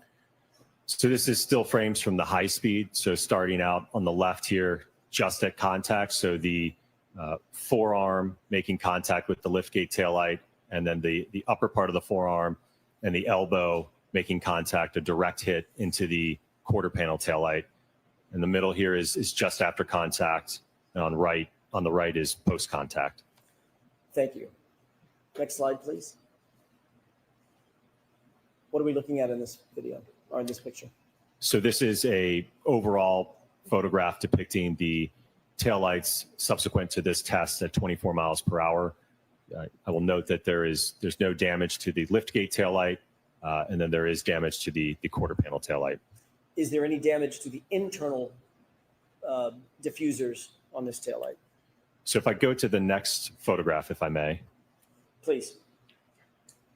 So you can see here, there is this kind of thicker, it's actually not a crack. So I'm looking at the clear diffuser here with the dots that you see. This line that you see, kind of opaque. I don't know if you've got a laser pointer to. Rona, may I? Yes. Just so there's no confusion, thank you. So the line right here that's part of the assembly. So that's just a part of how the plastic is molded. There's a very small crack right here in the underlying diffuser, but all of the remaining part of the diffuser in terms of this portion here and here are all intact, and same with this portion of it. What about the chrome piece that's running between the diffusers? I don't believe that was damaged during this test, no. And what about the clear acrylic toward the top left of that taillight housing? It was partially fractured, but not the entire outer portion of it. Next slide, please. What is this depicting? So this is a photograph depicting the quarter panel taillight subsequent to the 24-mile-an-hour impact test with the ATD arm compared to that of the subject taillight. Based on this test, were you able to reach any opinions and conclusions as to whether the damage to the subject taillight is consistent with striking John O'Keefe's arm at 24 miles an hour? Sustained in that form. Were you able to reach any opinions or conclusions as to whether the damage to the subject taillight is consistent with striking an arm at 24 miles per hour? Based upon the test results, it's inconsistent with striking an arm. On what do you base that opinion? I base it upon the test results that I've shown in terms of the video and the data acquisition. Can you describe that in a little bit more detail? So during this test, we had the instrumented hybrid arm outstretched from the test dummy with the accelerometer on the hand, the forearm. We had data acquisition on the vehicle, monitoring the speeds of the vehicle. We accelerated that vehicle into the arm at 24 miles an hour to conduct a dynamic impact test to collect data certainly about the acceleration that the arm experienced, but then also make observations about the damage that we observed to the taillight. Do you hold that opinion that we've just discussed to a reasonable degree of scientific certainty? Yes. And were your tests conducted in accordance with methodologies that are generally accepted in the field of accident reconstruction in this particular test cycle? Yes. Next slide, please. What are we looking at in this series of photos? So these are photographs depicting, excuse me, the test clothing. Again, prior to the test, there were no holes or damage to the sweatshirt. That was the same post-test. We did not make any observations with respect to any fraying, holes, punctures to the material of the sleeve. Was there any damage whatsoever observed on the right sleeve of that ATD? No. Next slide, please. What are we looking at in terms of this graph? So what you're looking at in this graph is the acceleration of the hand reaching a peak acceleration just after 10 milliseconds of approximately 435 Gs. Next slide. What are we looking at here? This is the acceleration of the arm during this 24-mile-an-hour impact test, reaching peak Gs of about 300 at 4 milliseconds. And the next slide. What is this delta V graph showing us? So this is showing the change in speed of the hand as a result of the impact, ultimately getting up to approximately 24 miles an hour, which again is the impact velocity of the Lexus. And how fast did it get up to 24 miles an hour? In probably about 10 milliseconds or less. Next slide, please. And what is this delta V showing us? This is showing the change in speed of the arm going to about just over, looks like about 22 miles per hour at about 10 milliseconds. So total window of time of about 8 milliseconds that it took to get up to that 22 mile an hour speed or so. Understood. And next slide, please. Did you undertake, by the way, another question. On that, when the ATD was oriented in test E, as an echo, where it was standing with its right arm out, and the impact was on the right arm, what happened to the mass of the body of the ATD? It rotated. Was it projected at all off to the side? No, Was it projected rearward? no. Was that rotation expected based on your experience? Yes. What is the 29 mile an hour impact test in test F? So this was a test that we conducted with a what's known as a rescue Randy or a test dummy that was a full-on impact to the right rear corner of the Lexus. Let's take a look at the next slide, please. With regard to test E, if I could please ask you about that. I want to go back to that test, even though we're looking at this one. With test E, was that reflective of a direct impact on the arm itself, Correct, right in the area of the elbow to the quarter panel taillight. as opposed to a side swipe on the arm? Correct, yes. Thank you. Did you undertake to test a direct impact on the body of the ATD in this test? Of the rescue Randy dummy? Yes. Yes. What are we looking at here? So this is the intended impact configuration with the rescue Randy suspended here by the forklift, and again, kind of in the path of the profile at that right rear corner. How much does this test dummy weigh? Approximately 200 pounds. Next slide, please. What are we looking at in this photograph? So this is a video. We had a little bit of a false start, so our high speeds weren't triggered, but thankfully we were able to pull our surveillance video to get at least an overall video of the test taking place. Do you have, or did, well, let me ask you that did you intend to have high-speed video just like you've had in every other test? Yes. What went wrong? Something Just didn't get miscommunication between the driver and the rest of the test engineers. Got it. So false start. Okay. Was the taillight housing reassembled for this test? Yes, it had a preconditioned new set of taillights on it. And other than the taillight being damaged several times that we've seen, was there any other damage to the rear of that exemplar vehicle? I'm sorry, can you repeat the question? Sure. Other than the taillight damage that you rotated through in your testing, C through F, was there any other inherent damage to the tail, the lift gate that existed when the exemplar vehicle was received by you? When it was received, no, it was Okay. in good condition. No defects or damage were noted. Okay. What are we going to expect to see in this video?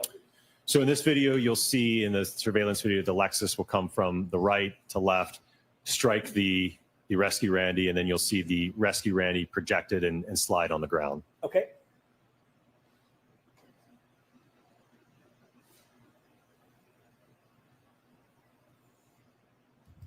Can you play that one more time, please?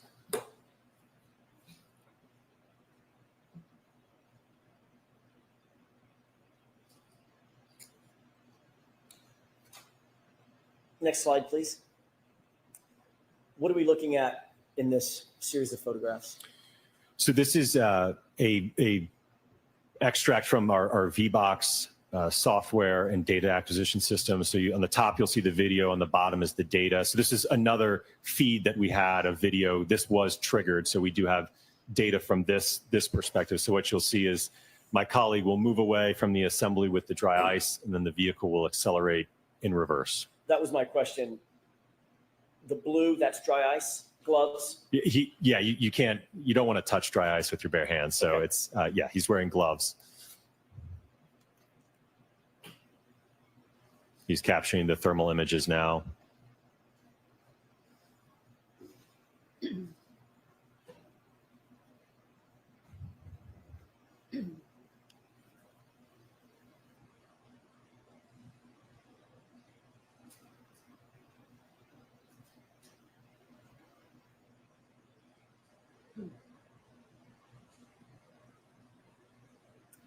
Next slide, please.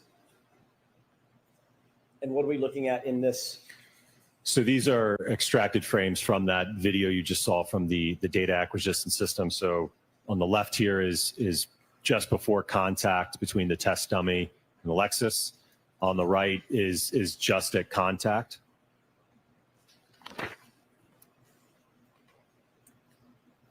Next slide, please. And what are we seeing in these series of photos?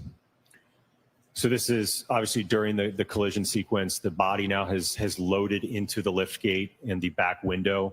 What you're seeing here is the back window shattering. And this is just a few split second later in time where, again, the body is continuing to move with the vehicle as it's contacted. Next slide. And what is this? This depicts the post-impact damage to the rear of the Lexus.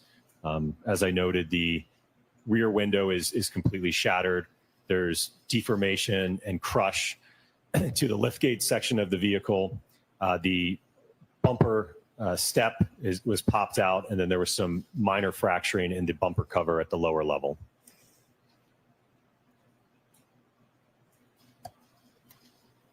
Did you note anything regarding the internal components of the exemplar taillight, even at this direct impact?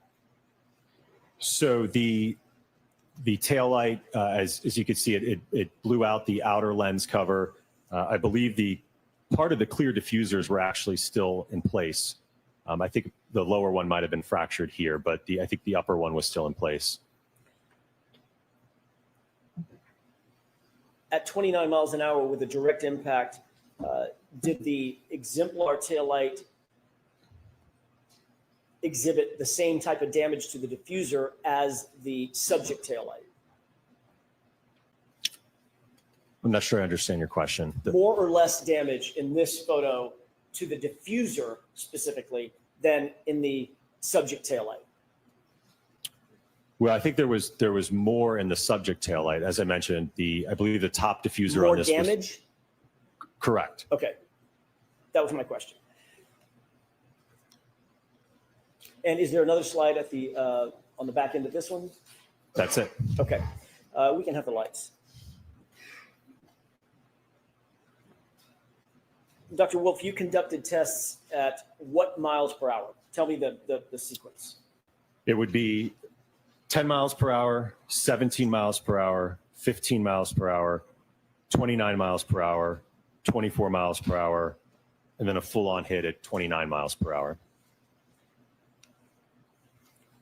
Regarding all of the tests you conducted, what did you observe with regard to the damage, if any, to the internal components of the quarter panel taillight? And I'm talking about the chrome pieces and the diffusers. It was less in all of the tested taillights than that of the subject taillight. Did you reach any opinions or conclusions as to whether the damage to the right rear taillight of the subject 2021 Lexus is consistent with an impact to John O'Keefe's right arm during a high-speed reversing maneuver? Sustained in that form, Mr. Jackson. Did you reach any opinions or conclusions as to whether the damage to the right rear taillight of the subject vehicle is consistent or inconsistent with an impact to a right arm during a high-speed reversing maneuver?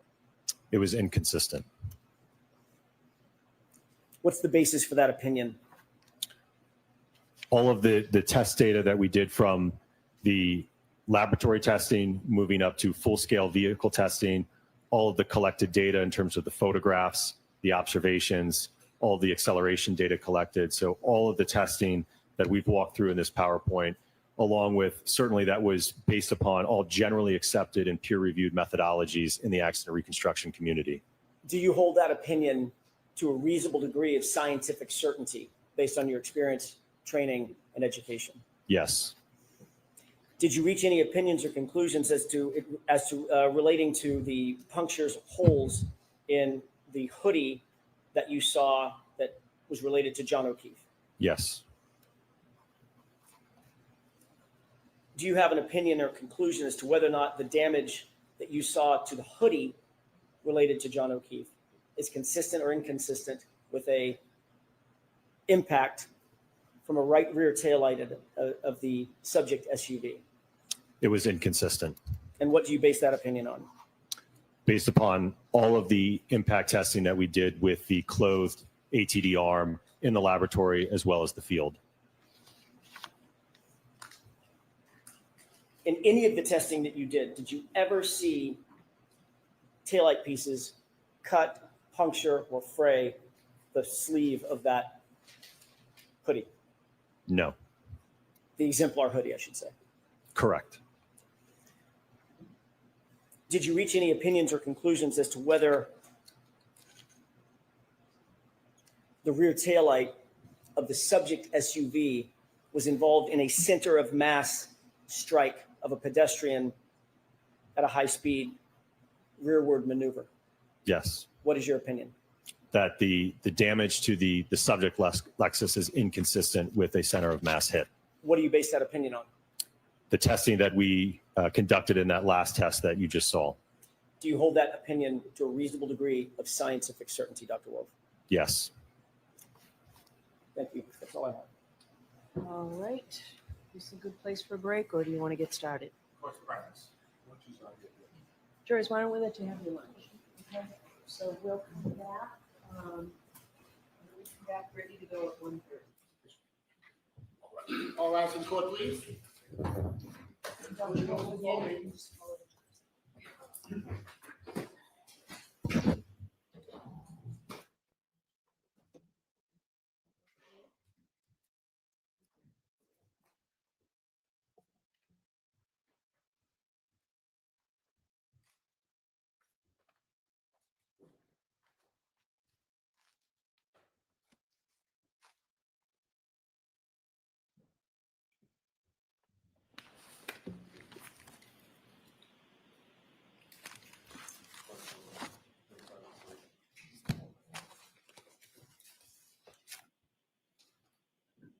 Okay. Let's take a recess until 1:30.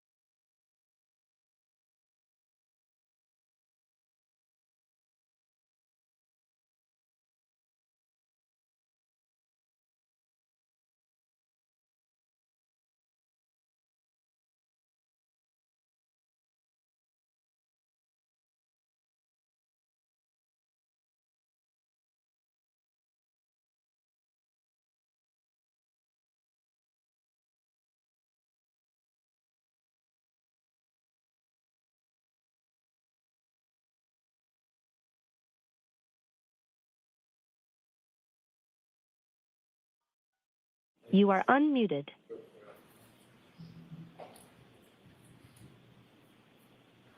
Please be seated, court is in session. All right, so counsel, we have a juror that needs to leave at 3:45. So we're going till 3:45 today. Okay.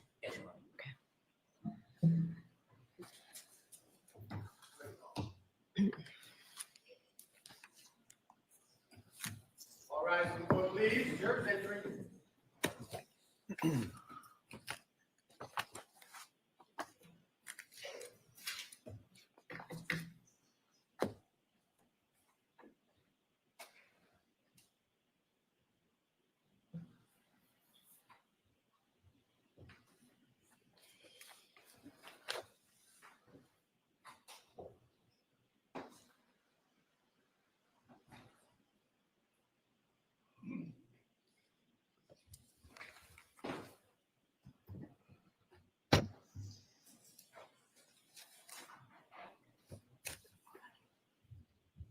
Court is back in session. You may be seated.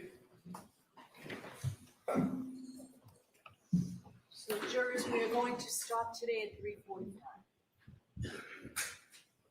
All right, Mr. Brennan. Thank you, Your Honor. Your Honor, there's not a housekeeping before Mr. Brennan gets started.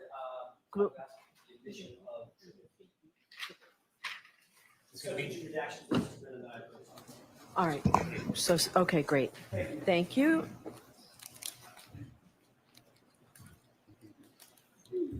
All right, do we have the actual? Okay, great. Yep.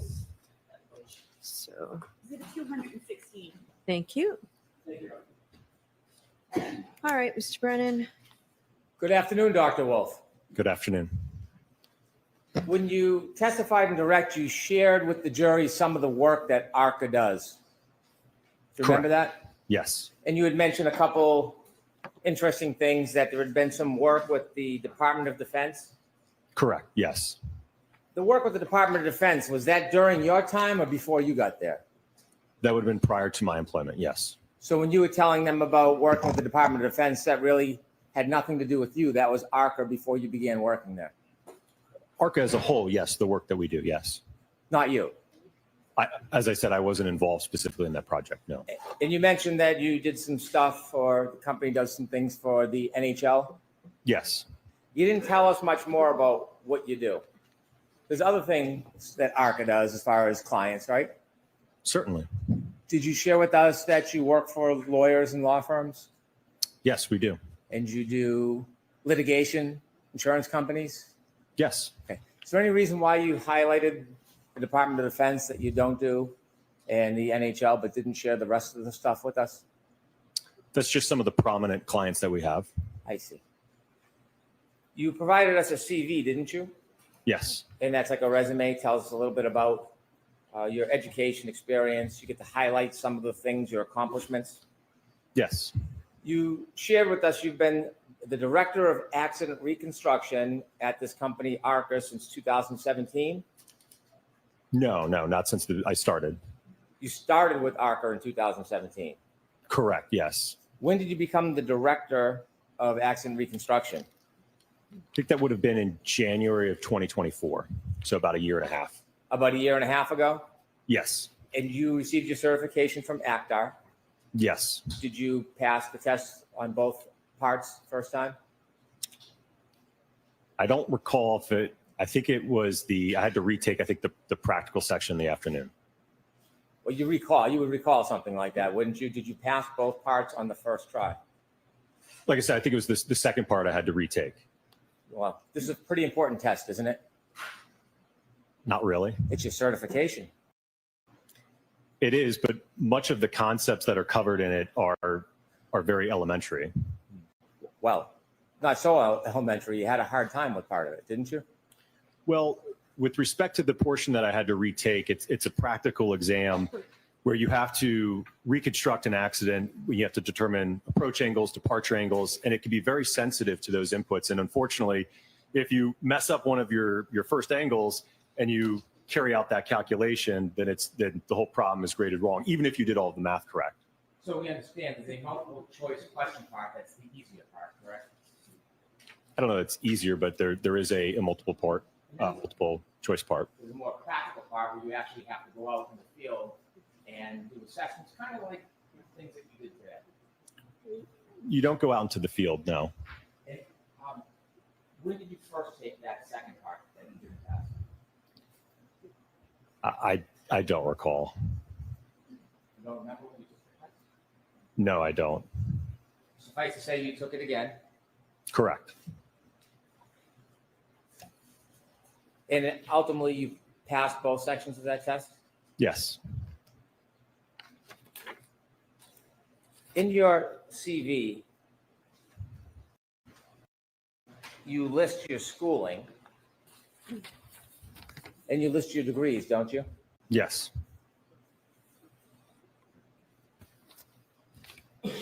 You mentioned some of the things that you focused on in your academic experience, don't you? Yes. And you have publications. Correct. Recently, you did a publication regarding vehicle control history on Toyotas. Correct. Vehicle control history is data that is stored in a vehicle, Yes. and Toyota owns Lexus, correct? Correct. So you have familiarity with vehicle control history. In fact, you have a publication on it. Yes. In your entire resume, you only mention pedestrian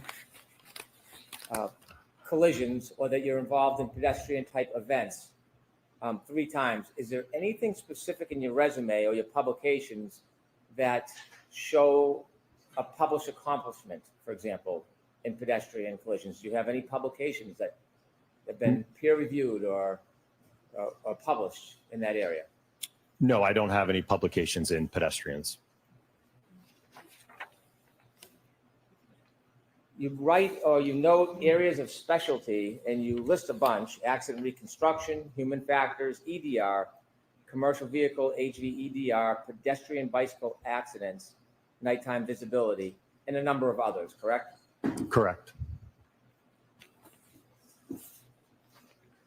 Is there anywhere in your resume that notes particular classes that you've attended and completed regarding pedestrian collisions?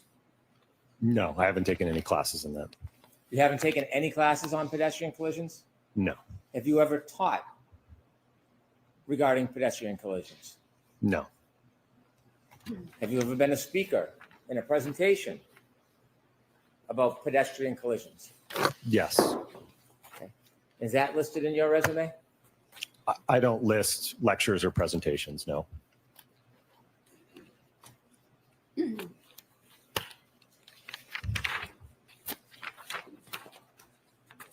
You were asked questions about your involvement in this case.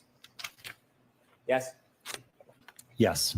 And you had shared with us that you, at the beginning, were working for a separate party or a third party, you said? Yes, another agency. Another agency. And at some point, you came into court and testified last year.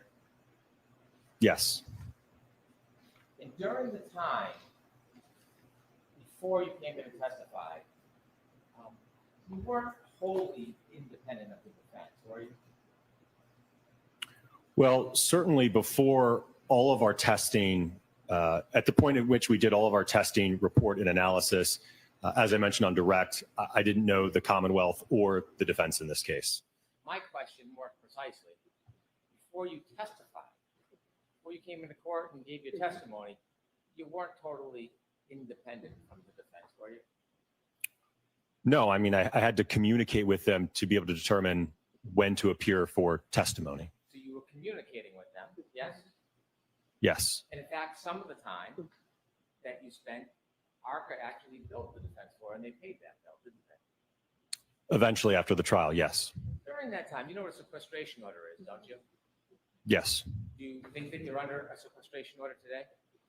Yes. Did you talk to anybody about any of the prior testimony in this case before today?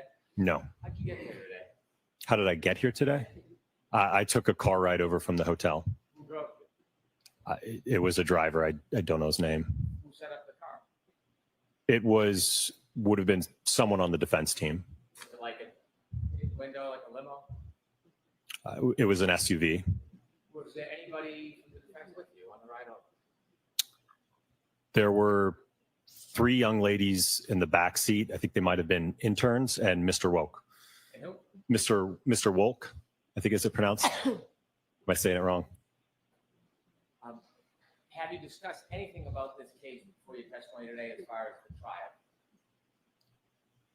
Before today? Yes. Yes. Have you discussed anybody's testimony in this case? Nobody's testimony, no. That was different last year, though, because before you testified last year, you did have discussions about testimony, didn't you? Not with the Commonwealth or the defense, no. But I'm asking, though, you did have discussions about testimony before you testified last year, right? Correct, yes. And you know what a sequestration order is, don't you? Yes.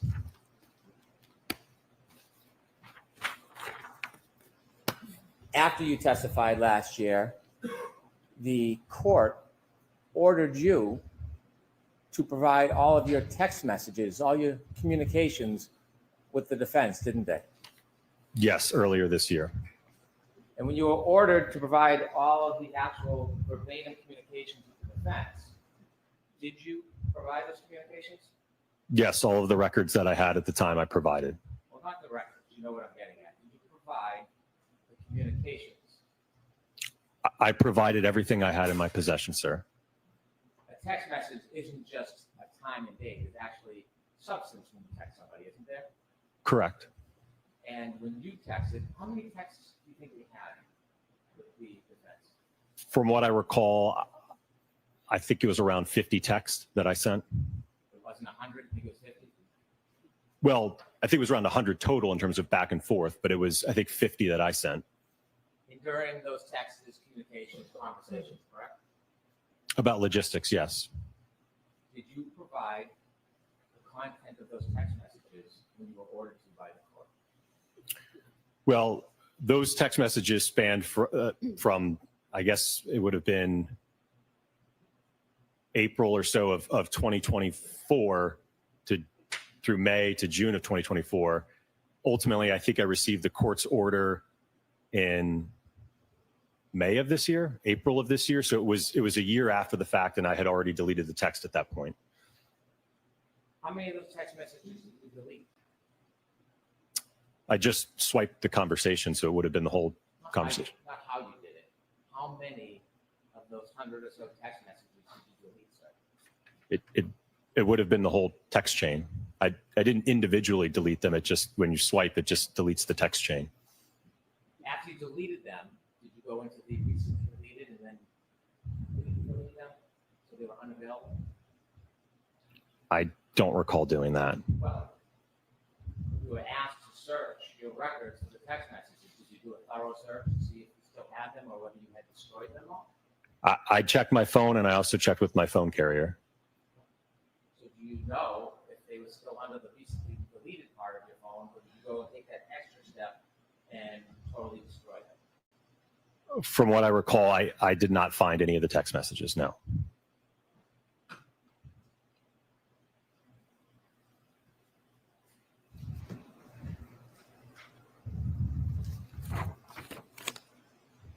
Is there any reason why you deleted all of your text communications with the defense? Well, it's something that I routinely do. I work with attorneys and clients all the time, whether it's appearing for trial or inspections, and I don't have a habit of keeping a text chain that talks about logistics and things. It's just I routinely delete them after that communication is over with, and certainly after the prior proceeding, once it had concluded, there was no reason for me to preserve those. Okay. And so at some point you switched from text messages to another form of communication, didn't you? Yes, earlier this year. Tell us a little bit about this new form of communication, not text messages. So Mr. Jackson had indicated that he and his defense team utilized an application known as Signal for their communications amongst their defense team. Ultimately asked if I would also use that application to communicate, which I agreed to. Is Signal an encrypted app? It's a secure encrypted app, yes. It doesn't leave any records, right? I don't believe so, no. Well, you have it. You're using it. Do you have any records from your Signal use? I'm going to allow that. Do you have any records from your Signal use? I do not, no. So you know full well that Signal as an encrypted app leaves no record. There may be a setting that you can change. I just know that the way that it was set up, there was no record. Well, who set yours up to have no record? I don't know. I think it was default. Have you ever checked your Signal app to see if you have any record of your communications pursuant to that court order? Well, I don't have the application anymore, but at the time I did check the application. Out of all these clients that you've had, how many times or how many clients would you use Signal with? This was the first time. Have you used it since with other clients? Not yet, no.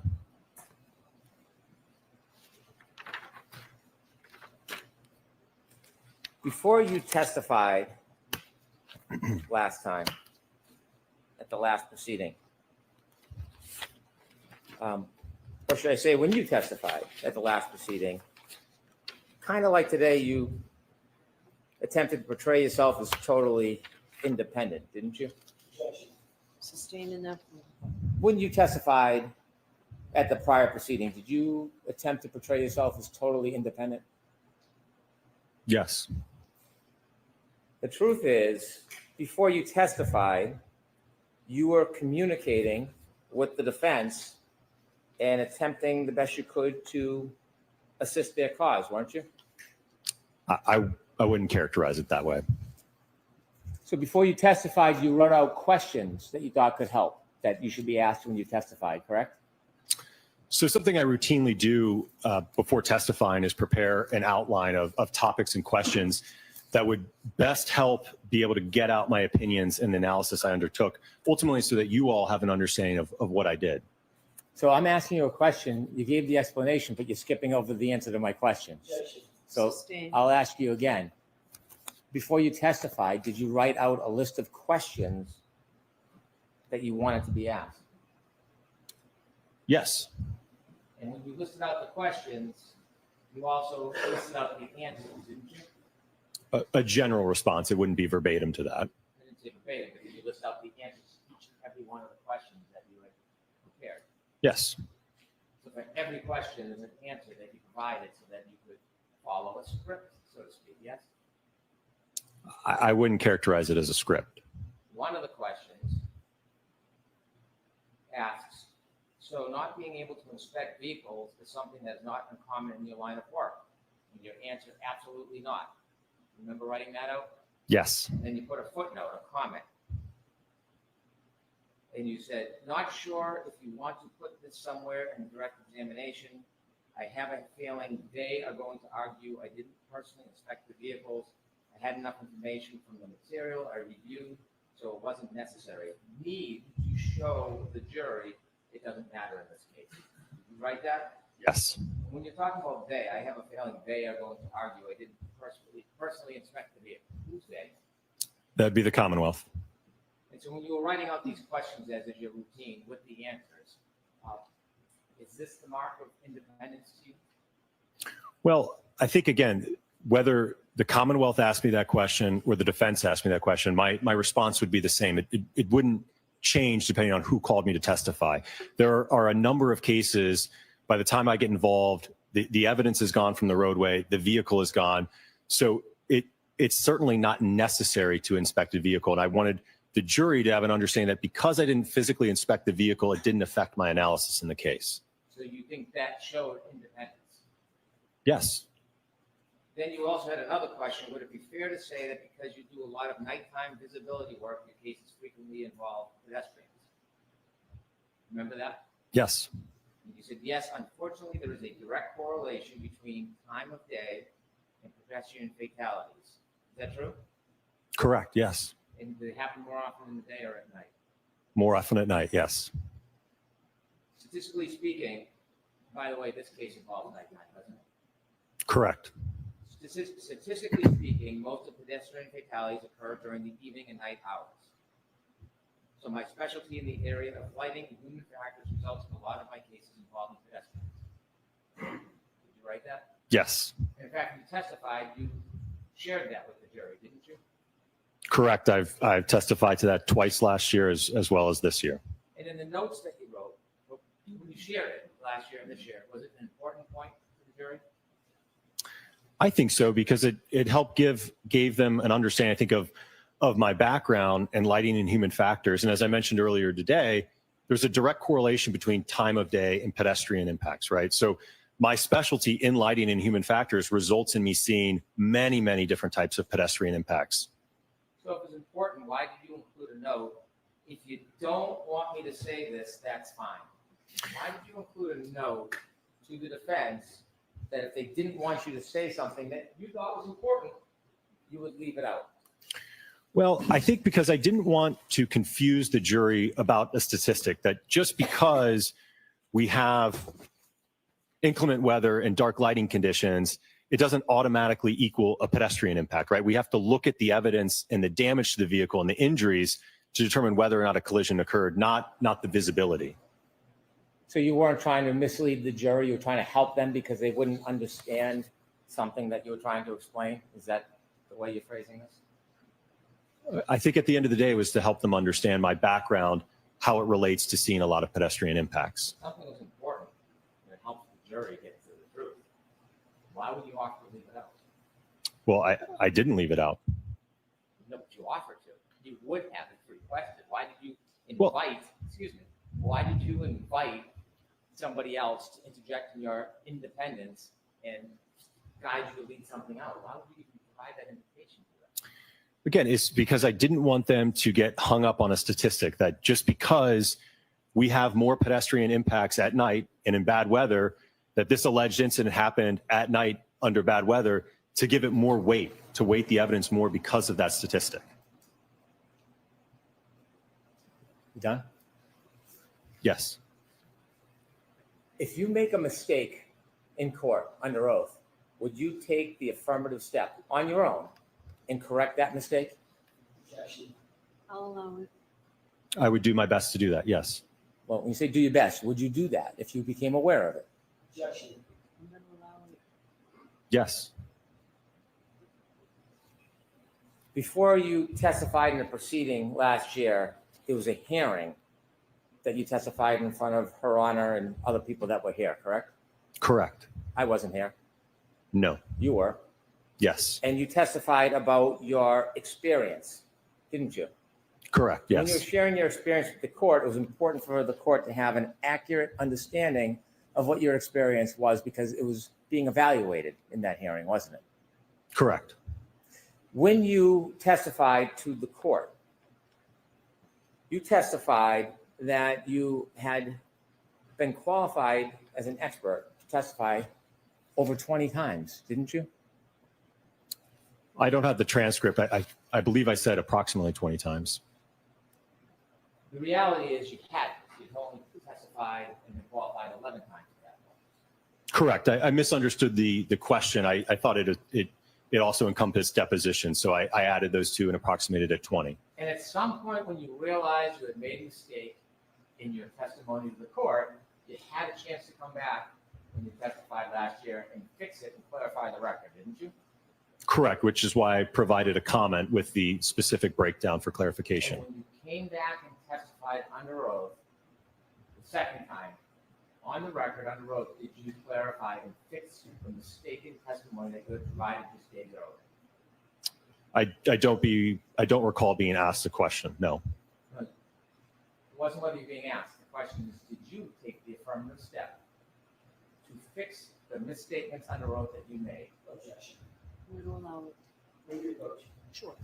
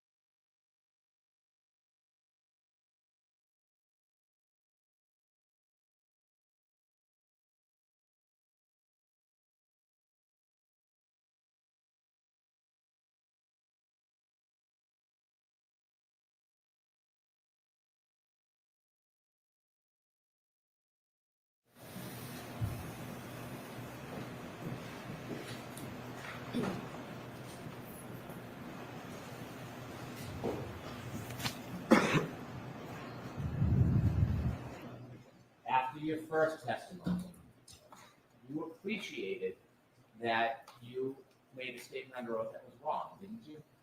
Yes. In fact, you made a note, I realized in my testimony, I said about 20 times, when you asked me how many times I've been qualified, I misinterpreted your question, which was my fault, but in looking at my D&T list, it's 11 trials, 7 depositions, 18 testimonies total. Not sure if you want to clear it up or just leave it. Was it Correct. yours? Yes, sir. Did you just leave it? I'm not responsible for asking the question, sir.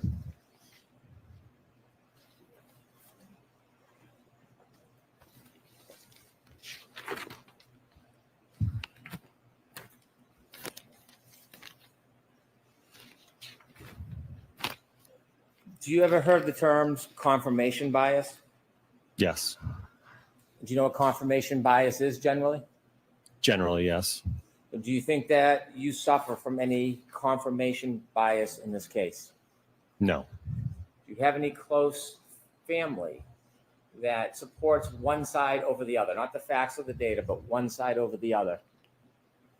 Close family? Yes. Not that I'm aware of, no. Wife? My wife? Yes. I don't really know what her thoughts are on the case. May I approach? Yes.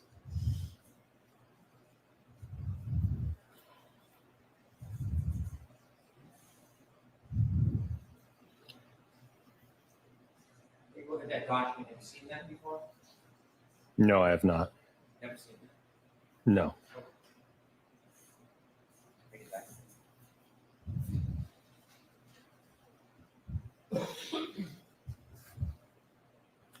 You're unaware of anything that may influence you to lean one way or another? Correct.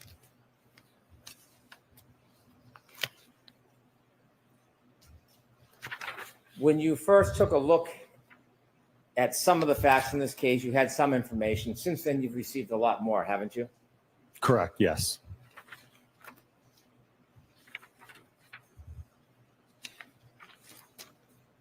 Part of your testimony today to this jury was to provide opinions that you do not think that the holes in Mr. O'Keefe's clothes are consistent with some type of collision. Is that fair to say? Yes. In coming to that opinion, you relied on some of your testing that we saw in those videos, didn't you? Yes. And that testing involves a hybrid 3-arm, doesn't it? Correct, yes. A hybrid 3-arm is an arm from a crash dummy. Yes. That's not the technical name, but that's what it's often referred to. Yes. And you and Dr. Renshaw have been working together on this case, haven't you? Yes. You've discussed ideas and shared thoughts. Yes. In fact, you've worked so intimately together, you know some of the things he's going to testify if he comes to testify, you've said many times today, right? Yes. And so some of the data that you shared and some of the opinions overlap with each other, wouldn't you say? Certainly, he's going to rely on a lot of that test data, yes. When you were forming your opinion about holes in clothes and potential abrasions to somebody's skin, all of those tests, all of those that you did were using a crash test dummy arm, weren't they? Yes. In your report, you cite, or Dr. Renshaw cites, 3 different sources regarding testing clothing and skin, correct? I'm not sure. Well, haven't you read his report? I've skimmed it, but I don't know what the basis are for his opinions. Did you see footnotes 24, 25, 26, 24 being skin tissue cutability and its relation to lacerations, severity indices? Did you read that? Let's see if there's a foundation. No, I didn't read that reference. Did you read 25, the book that is cited, Forensic Pathology, 2nd edition? I'm going to have you come to sidebar.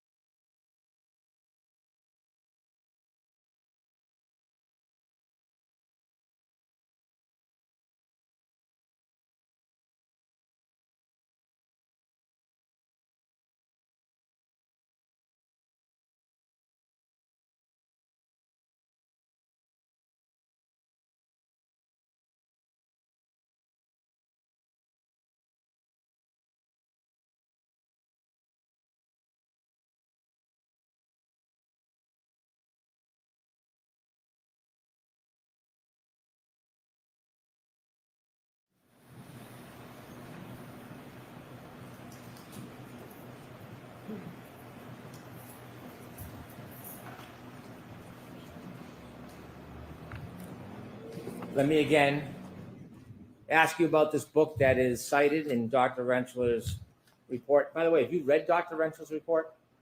As I mentioned, I skimmed through it. So in all of your preparation with Dr. Rentschler, you merely skimmed through his report? You didn't take time to read and study it? Well, none of my opinions are based on work that he did. He's undertaking a completely separate aspect in the analysis. But that's not the question. The question I asked you was, did you, in working closely with him, take the time to study his report? As I mentioned, I skimmed it. I didn't read through, as you mentioned, all the references or what he cited. I didn't do that. Did you read his report? I did read the report, yes, but I didn't in depth go through each reference and look at what he was citing. So you read his report. Yes. And when you read his report, did you see there were footnotes for a number of different propositions that he made?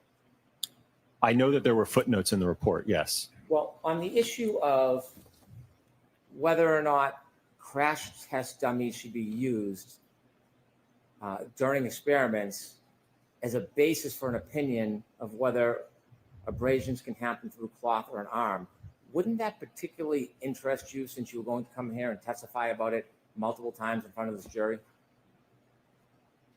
I'm not sure I understand your question. You knew you were going to come in here and suggest to the jury that you thought that these tests were inconsistent with causing any type of holes in clothing similar to Mr. O'Keefe's or abrasions on his arm. You knew that was going to be part of your opinion today, yes? Yes, As yes. part of forming a valid opinion that people can rely upon, wouldn't you want to do as much study as possible on the background for that opinion before you give it to a jury?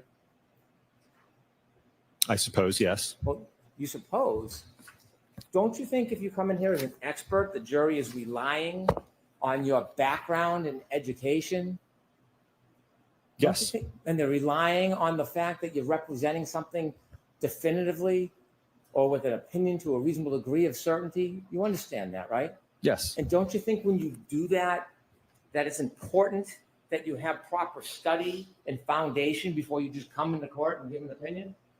Well, I will note that the ATD crash dummy is a generally accepted test device to use for not only assessing occupant forces in motor vehicle crashes, but also to assess impact forces. So that the use of that device is certainly generally accepted. When you get uncomfortable with my question, Judge, you generally tend to answer a different question. Sustain, Mr. Brennan, next question. Oh, that's a strike. Strike that, Jules. Let me ask you again. Don't you think, as an expert, it's important when you come in and you're going to present an opinion based on science or engineering or whatever you want to do, that you study the basis for that opinion before you give it? Yes. When you saw in Dr. Rentschler's report references to this very issue about what should be used when you're doing demonstration or study of what can cause tears to clothing, weren't you interested in the basis of those opinions? Well, again, it was something where Dr. Rentschler and I worked together, and we were in agreement that we could utilize the ATD arm clothed. When you decided to have an agreement that you could use that arm, did you read the book that he cites as support, Forensic Pathology, 2nd edition, Vincent J. DeMaio? Did you read it? No, I did not. Did you brief it? No. Did you peruse through it at all? No. When you decided to come to this agreement that's going to have a foundation for your opinions, did you look at footnote 26, understanding the acute skin injury mechanism caused by player surface contact during soccer, a survey and systematic review? Did you review that? No, sir. Have you seen any articles that support the proposition that a hybrid 3 arm of a crash test dummy is appropriate to use when you're trying to provide a foundation for an opinion about whether or not tears can happen to clothing or abrasions to skin? Do you have any support for that in your report? Well, again, Dr. Rentschler is going to be addressing the. You're shaking your head. Multiple opinions. So I'm going to let him answer the question first, Mr. So as I mentioned, Dr. Rentschler is assessing the injuries to the arm. Okay. he indicated to me that we could utilize the hybrid arm to assess the injuries to the arm. So you have no independent experience or research or knowledge, not Dr. Renshaw, you don't have any independent research or science or knowledge to support your idea, your theory, your opinion to this jury about the tears to the clothes and to the skin. I was relaying the observations from the testing that we conducted with the ATD. Ultimately, like I said, Dr. Rentschler, it's my understanding that he will testify to the abrasions or the lacerations to the arm. You've given multiple opinions about this to this jury, didn't you? Correct, yes. I'll ask you one more time. I'll ask it this way. Name, other than someone called Dr. Rentschler, name the papers, the studies, the lower treatise, name the resource material you relied on as the basis for those opinions. That a hybrid 3-arm can be used in these types of demonstrations as a basis for that type of opinion. I certainly, ATD crash test dummies can be used for impact testing, yes. Not impact testing. We're talking about tears to clothes, abrasions to skin. And I'm asking for the third time. Name one journal, one paper, one study that supports your proposition that you're relying on for the basis of your opinion in front of this jury today. Name one. I did not cite any in my report, no. Can you think of one that you didn't cite? Not that I'm aware of, no.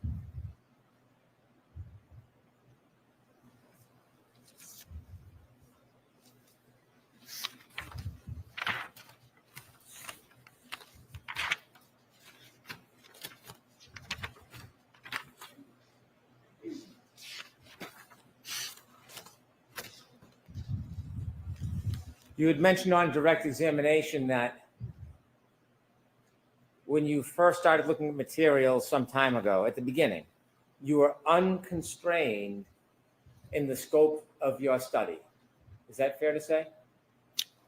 Are we talking about 2023? Yes, we are. Okay, yes. You were unconstrained. You could have done anything you wanted to. I don't know about anything. When you said unconstrained, what did that mean? Well, the agency that retained us didn't ask us to do specific work per se or specific tests. You didn't do any type of crash test at that time, did you? Not like was demonstrated today, no. Instead, you started a working theory that perhaps a glass was thrown at the rear taillight of the defendant's car? Yes. Did someone suggest to you that was a theory? No. It's just something that you and Dr. Rentschler thought up together?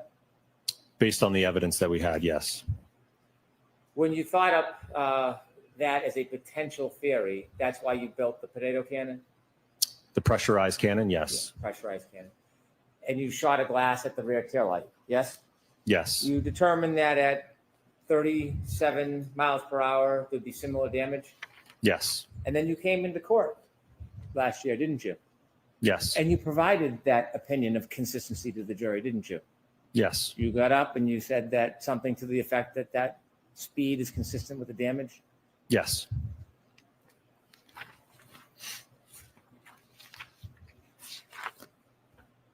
Now, when you gave that theory last year to the jury, did you know about other evidence in this case? For example,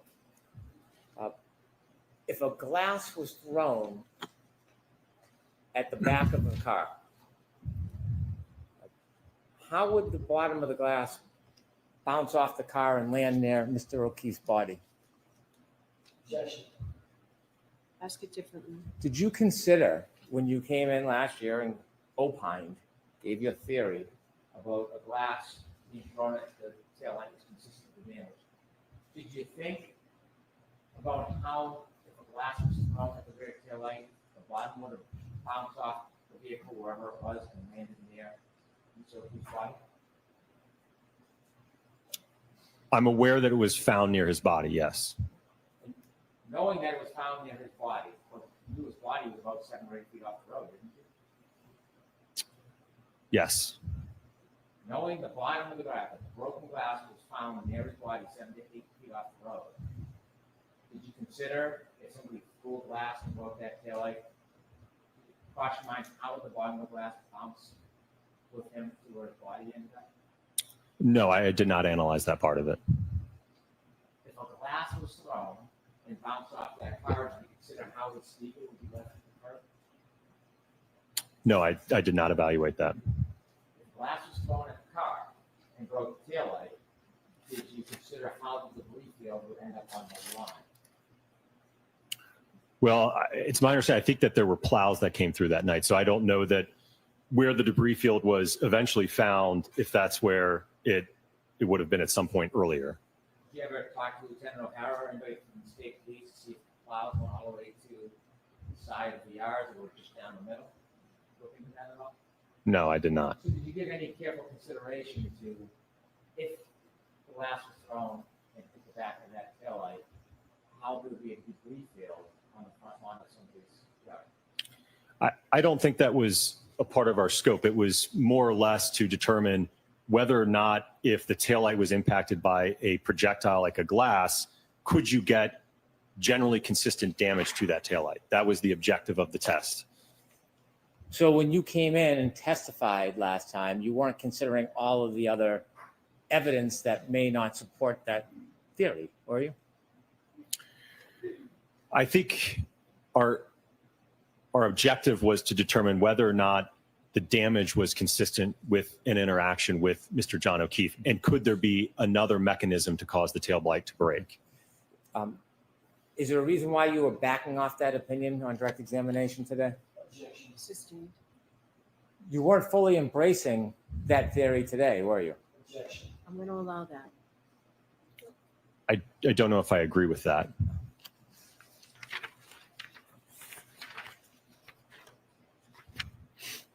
In this case, you provided reports recently. Yes. When did you provide your report? Was it April 6th April 6th? or was it May 6th?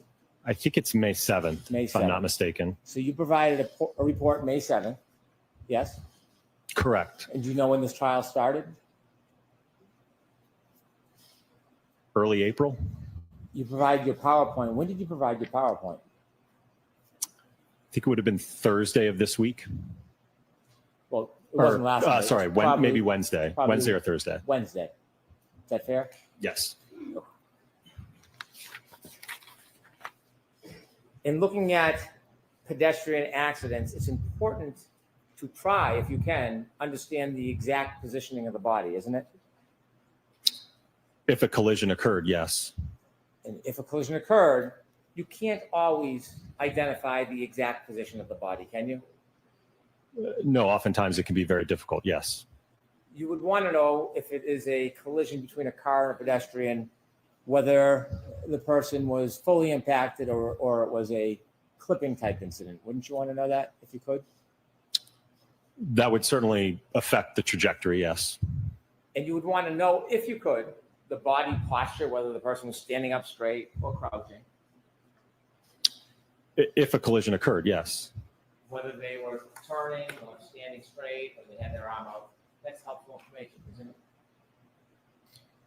It can be, but when we're talking about how quickly this impact duration is, right? If you recall back to the PowerPoint, right, we're talking about a 10 millisecond window. So however the body is positioned at contact, that's how it's positioned. It's not going to be able to have any significant movement or change in orientation in that 10 millisecond window. The position of the body can change the trajectory of the person who's hit, can it?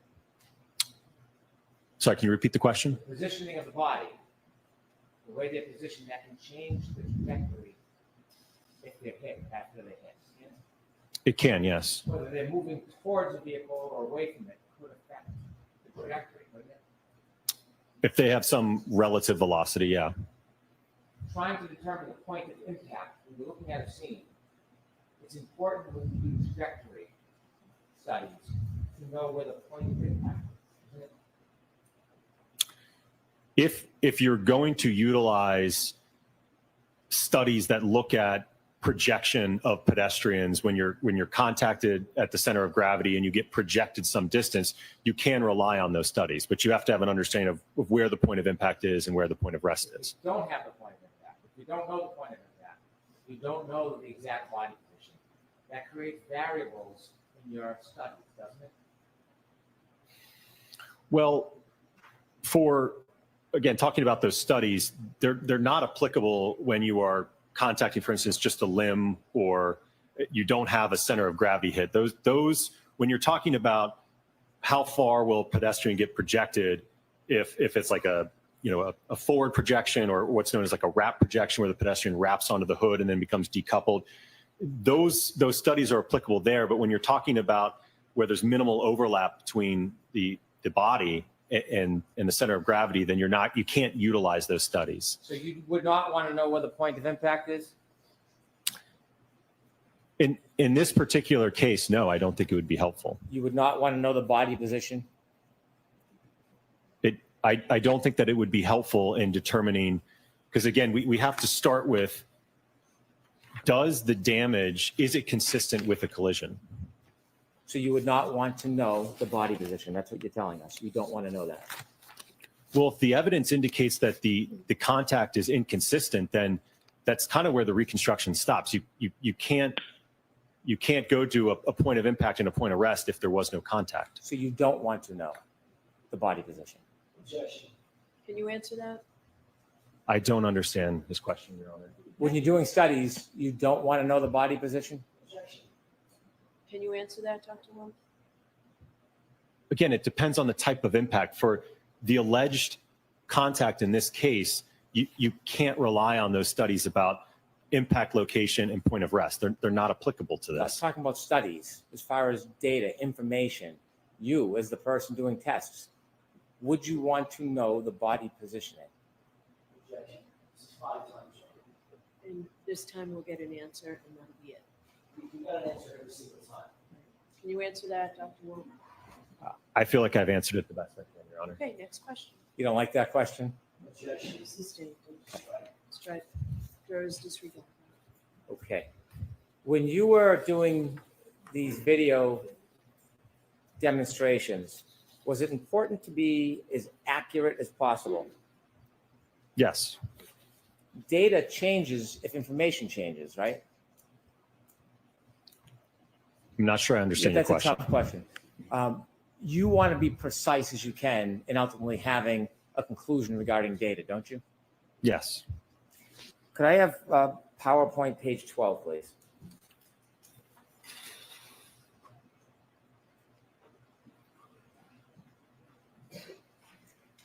Now look at force on the bottom. The first letter F signifies force, correct? Correct. And the last 2 letters, MA, signifies mass, yes? Correct. That's a very important part of that equation, isn't it? Yes. If you change the mass, it can change the whole analysis, can it? I'm not sure I understand your question. Let me make it more simple. When you did these tests, you chose an arm from a hybrid 3 crash dummy, didn't you? Yes. You can take that down, Ms. Gilman. Now, when you made that choice, you knew that John O'Keefe's arm, based on the statistics and his weight of being 216 pounds, you knew that his arm weight would be 11.8 pounds, didn't you? Yes. And you knew that he was 6'1" tall. Yes. When you decided to choose an arm in this case, you didn't choose the arm closest to his weight, did you? It was representative enough. Yes. It was representative enough. It was close enough. Yes, sir. Close enough. Wouldn't you want to get an arm most closely related to his actual weight? I don't know that you can have custom made ATDs. You probably can't custom make them, but they have one that's 12 pounds. You know that, don't you? Are you referring to the 95th percentile? Yes, I am. Yes. So there's a 12-pound arm. Mr. O'Keefe's is 11.86 according to the statistics. You know that, right? Yes. You looked it up. Yes. You didn't tell us that on direct, though, did you? I don't believe I was asked that. No. Instead of choosing the 12-pound arm, which is 0.12 difference, you chose a much lesser weight, didn't you? It was about 10 pounds, yes. No, it wasn't about 10 pounds. It was less than 10 pounds. Let's be exact. You're a scientist. Let's be as precise as possible when we're talking about data. It was less than 10 pounds, wasn't it? I think according to the spec sheet, I think it's 9.4 pounds total. How about 9.38? You keep coming up a little bit. 9.38 pounds. Sustained in that May I form. approach? Yes. Showing you a photograph. Is that a photograph of your materials in this case? Yes, And in that photograph, it shows the arm that you used in your studies, doesn't it? correct. And it shows that that arm weighs 9.38 pounds, doesn't it? Yes, And that is less than the 11.86 pounds of Mr. O'Keefe's arm, yes? correct. Yes. You didn't put that photograph in your PowerPoint to make it clear to everybody you were using an arm that was a much lesser weight, were you? No, I didn't put that photograph. I'd like to move this to evidence, please. Any objection, Mr. No, Jackson? you are. Of course, Commissioner, I'd like to show this very accurate. Give us a minute, let Madam Court Reporter mark it. 217. Yes, now you can play it.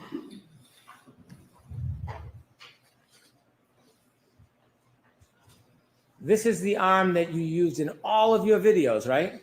Correct. Yes. And you can see, could you zoom in, Ms. Gilman, on the weight? 9.38 pounds. Yes. There's a bigger difference between 9.38 and 11.86 than there is 12 and 11.86, isn't there? Correct. Yes. So when you do the math, and have you done the math before on this? When you do the math, it's 26% difference, isn't it? In terms of more force. No, of mass, weight, 26% difference, right? I'm going to trust you. Yeah, Well, do you have a calculator? I do. Can you do it? Sure. Okay. And before you do that, you took this from Mr. O'Keefe's 6'1". You used a crash test dummy that, what is the height on it? Well, the ATD, I believe, is 5'7". The Rescue Randy, I think, is 6 feet tall. We'll talk about the Rescue Randy later. We have questions about Randy. But let's talk about this. 5'9". You said 5'7". It's actually 5'9". Sorry, 5'9". Yes. 5'9". And it's 170 pounds. 171, I believe. Mr. O'Keefe's not 170 pounds. No, not his whole body. He wasn't 5'9". Correct. Okay. So when you do the math and you take the 9.38 pounds based on the 171 pound doll, and you look at the percentage, doesn't it come out to 5.48% total body weight? Yes. Okay. And so the difference, when you look at it, it's a 26.3% difference from his actual weight, isn't it? Correct. Yes. And so I'm probably at the 6th grade level on this, but isn't it very basic that the more something weighs, the slower something has to go to have damage? And if something weighs less, the other part that collides and the force has to go faster. The force is going to be greater if the mass is greater. So if you throw a 5-pound rock into a window, you can throw it slower to cause the same damage if you have a 2-pound rock. I don't know if I agree with that So analogy. you agree that based on the 26% difference, in order to actually be accurate, to be specific, to be scientific, you then have to adjust the speeds that you presented on your demonstrations, and you have to reduce the speed by 26%. I don't agree with that. You don't agree with that. You think that having a lighter arm, so what you're telling us is having a lighter arm would cause the exact same amount of damage to the taillight studies as a heavier arm. Is that what you're telling us? Well, if you look at, for instance, the 29-mile-an-hour impact test, that's significantly more kinetic energy. So the momentum of a 6,000-pound vehicle moving at 24 miles an hour, 29 miles an hour, that's going to overcome whatever the mass is that it's hitting at that point. You're sidestepping my question. Objection. Sustained. Ask a question, Mr. Brennan. Just ask a question, no more. My comments. question is, are you telling us that having a lighter arm does not impact the damage in these tests as opposed to using the heavier arm? Certainly not in the field test, no. And so you disagree that when you look at the weights of those arms, do you disagree there's a 26.3% difference? Yes. You disagree. No, I'm sorry, what was your question? Do you agree there was a 26.3% difference in the arm weight that you used opposed to John O'Keefe? Yes, the hybrid arm compared to Mr. O'Keefe's arm, yes. And you are denying that there needs to be an adjustment to your calculation because the mass, MA, is different. You're denying that. I think, again, if you're, and this is something Dr. Rentschler, I believe, will No, I want touch to on. talk to you. I don't want to talk to Dr. Rentschler. Well, because when you're addressing the forces for injury and the mechanisms for injury, right, you would account for the difference in the weight. So you're saying that it makes no difference that you use an arm that was 26% lighter. Is that what you're saying to us? No, I don't think it would have made a significant difference, especially if you look at, for instance, if you're looking at the 95th percentile hand and the 50th percentile hand, they both weigh 1.25 pounds. They're the exact same weight. There's about a pound more roughly in the forearm and a pound more distributed in the upper arm. That's not my question. It's not whether it's significant or not. I'm asking you, are you saying under oath right now that a 26.3% difference had no impact on the calculations in that study? It would have no impact at all. The calculations, yes, but in terms of the damage, no, I don't think that 1 pound difference, when we're talking about something that's 6,000 pounds, striking something that's, quite frankly, whether it's 9.4 or it's 11 something, it's not, you're not going to get a difference in the damage. So why don't you have a 3-pound arm up there? Well, I think that's unreasonable, sir. What's that? I think that's unreasonable. What's the difference? It's a 6,000 pound car, according to you. What's the difference between 26% and 40%? Well, I don't even know that I agree with your percentage because, again, you're accounting for the whole part of the arm that goes up to here, which we did not strike that part. It's, how much lighter? 2 pounds and what? How many ounces? Sorry, what was your How question? much lighter is it? The arm that you use? In terms of a percentage? No, in terms of weight. The weight. 9.38. Right. And Mr. O'Keefe, 11.86, right?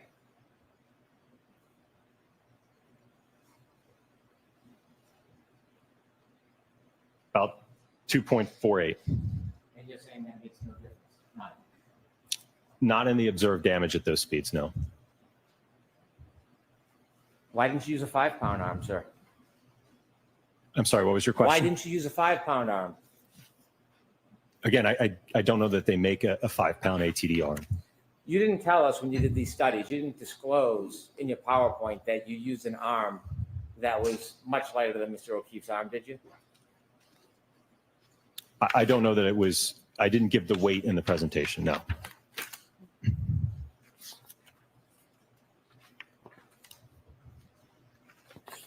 Let's take a look at some of your testing. The first one was at 10 miles per hour, test A. You remember that test, right?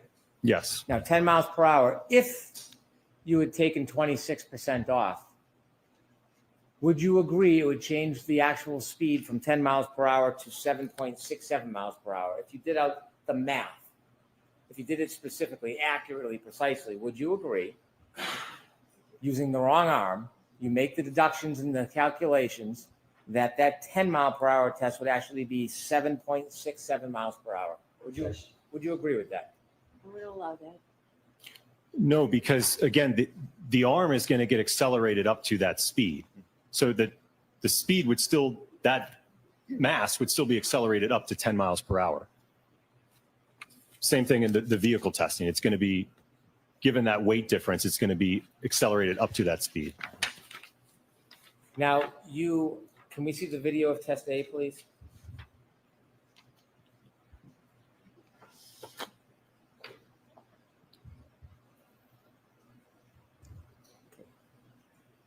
Now, this is your study, 10 miles per hour, you claim, with a arm that is 9.38 pounds, correct? Correct. Mr. O'Keefe, 11.86 pounds. Yes? Yes. Yes. Okay.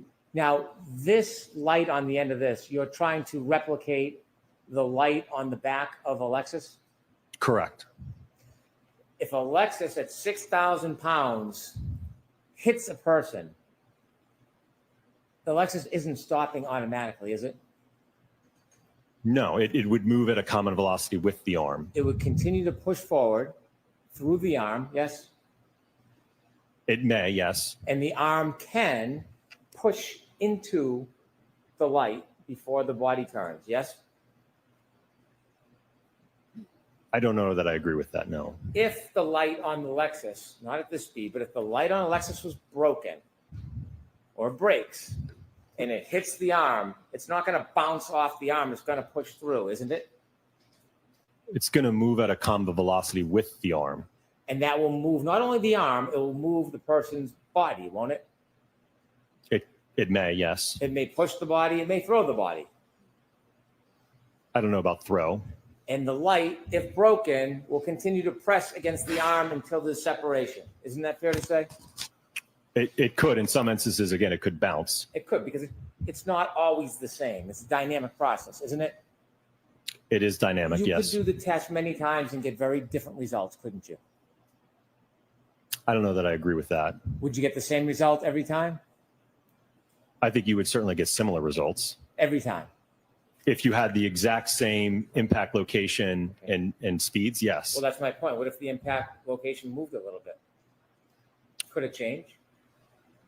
Well, is Dr. Welcher changing? I don't know if, again, I was relying on what he provided This in isn't his on report. Dr. Welcher. I'm asking you. Objection. This on Dr. No, it's not. Okay, so jurors, disregard that exchange between counsel. Next question. If the body position change, you may get a different result. Isn't that fair to say? I was going after what Dr. Welcher had represented in his report analysis. So we did testing to analyze his orientation that he had demonstrated in his report. You don't like that question either? Objection. Sustained. If the body position changed, it could change the result. True? I don't know what you mean by body position. Do you mean the whole body, the arm? What part of the body? Okay, let's start with the arm. If the arm position changes, it could change the result, couldn't it? Well, I'm not aware of any other orientation that Dr. Welcher provided in his analysis report as to alternative orientations. If the arm position changed, could it change the result? Yes, I mean, I presume if you don't have your arm on the taillight, then yes, you'll probably get a different result. What if it's bent in a different way? Could that change the result? Again, I haven't reviewed anything that indicates that there was a different orientation that Dr. Welcher suggested. You're a scientist, right? You can think. I'm asking you. Just a general question over here. If you bend the arm, could it change the result? It could. Thank you. Okay. When a pedestrian is struck, they are not held stationary on a harness, are they? No.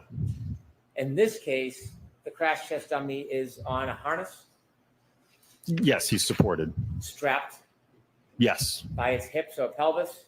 Yes. That's not real life. That's not how a pedestrian is usually when they're hit, right? They're not strapped to a harness, are they? No, and again, the purpose of this test was to evaluate the arm. We're not looking at the whole body here with this test. And when we talk about injuries, part of injuries is not just the impact, it's the drag, in this case, from the car, isn't it? It could be, yes. But when you put the dummy on a harness, restricting or restraining its movement, it is not going to replicate hitting somebody and their movement, including the drag, is it? I don't know that I agree with that because it will replicate, again, when we're talking about that impact pulse of 10 milliseconds, it will replicate that. And that's ultimately what we're after, is what's happening in that 10 millisecond window in terms of the contact and the damage and the acceleration. I know that's what you're after. What I'm asking you is when you end it, when the light stops, unlike a Lexus, and the dummy is stationary, unlike a person, it affects the aftermath, the drag and the push after, doesn't it? Yes, the kinematics would be different, likely, if it's not restrained like that. In real life, pedestrian usually is not restrained, are they? Correct. In real life, a 6,000-pound Lexus, upon contact with an arm, doesn't usually stop on a dime, does it? No. Could I have the photo from test A, please?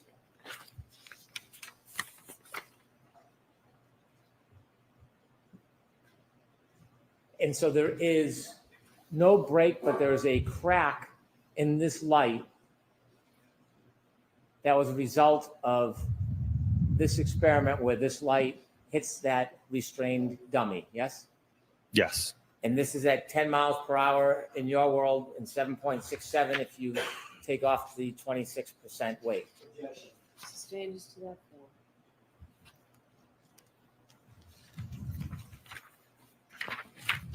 We can move to test B, please.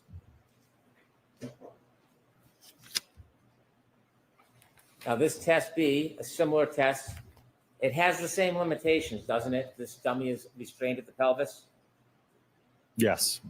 Could you show the video, please? There's two videos. We can see the first one.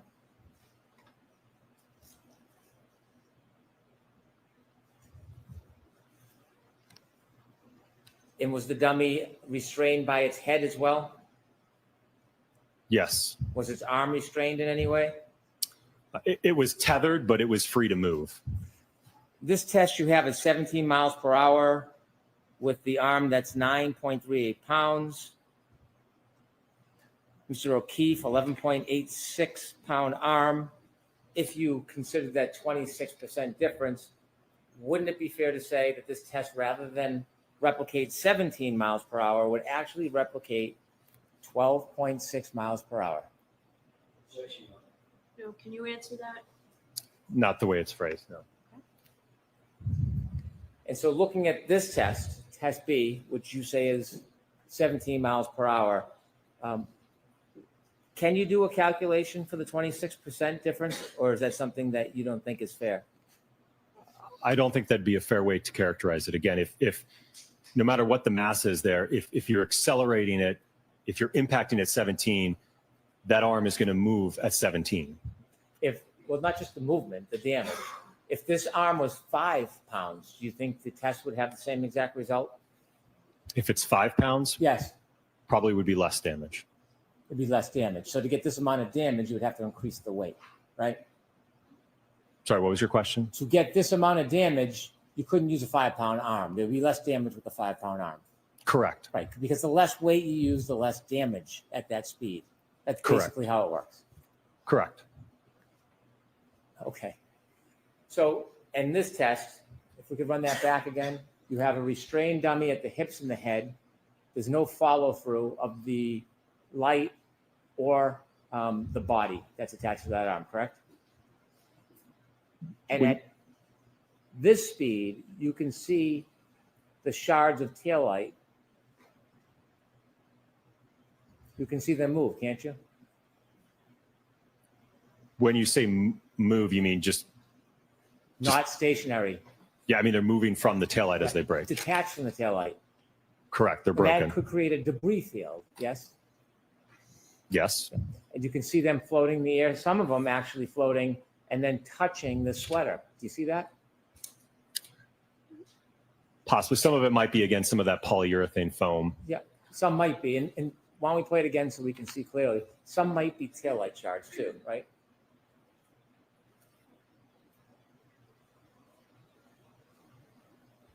That black object spinning, that's not poly foam, is it? No, it would not be. That'd be taillight shard, right? Correct. And so even at this speed, you can see in this type of collision, there is significant, bless you, significant amount of taillight shards that are broken from the taillight and spewing into the air. Yes? Well, I think on the one of the slides I had, I think I showed the fragments that were left. And from what I recall, I think there was 4 pieces from the taillight, from the lens. If you could put that back a little so Dr. Wolf can see it again to the point of the collision.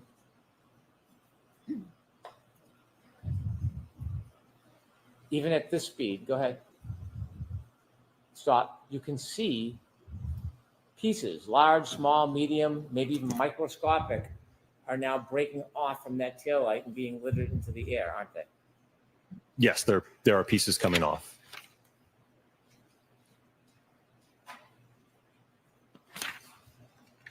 If we can go to test C, please. Now, in test C, you actually use only an arm. Isn't that fair to say? Correct. You don't use a body or a crash test dummy. No. You don't, in fact, this is not the 12-pound arm either. This is the 9.38-pound arm. Correct. And when you do this test, you have the arm, it's basically just an object suspended in the air, isn't it? Yes. And you said, I think on direct examination, I think you said that this is the same as if it was on the dummy. Is that your testimony?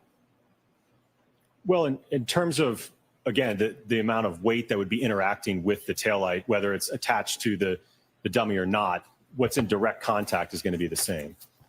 Well, the fact that it's just floating up in the sky like that, it's very different than if it was attached to a person or a dummy, isn't it?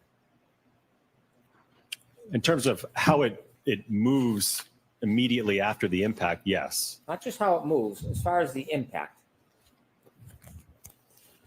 Isn't it different? I don't know that I agree with that. Okay. Well, wouldn't you say that in addition to the arm, if you had another 200 plus pounds being held down by gravity, that would affect the force that's acting on the arm? Well,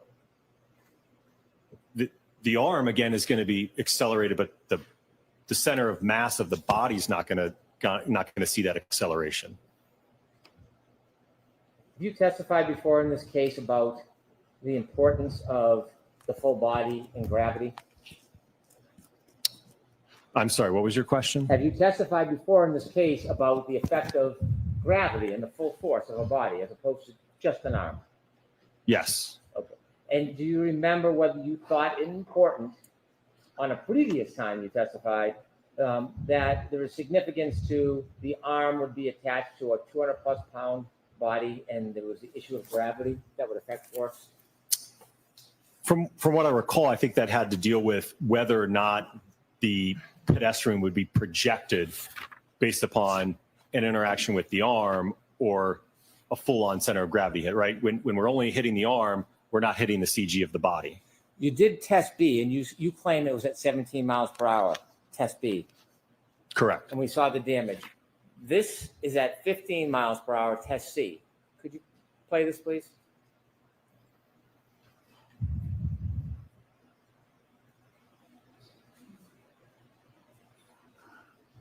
It might be a delay, so you could fast forward a little bit, please.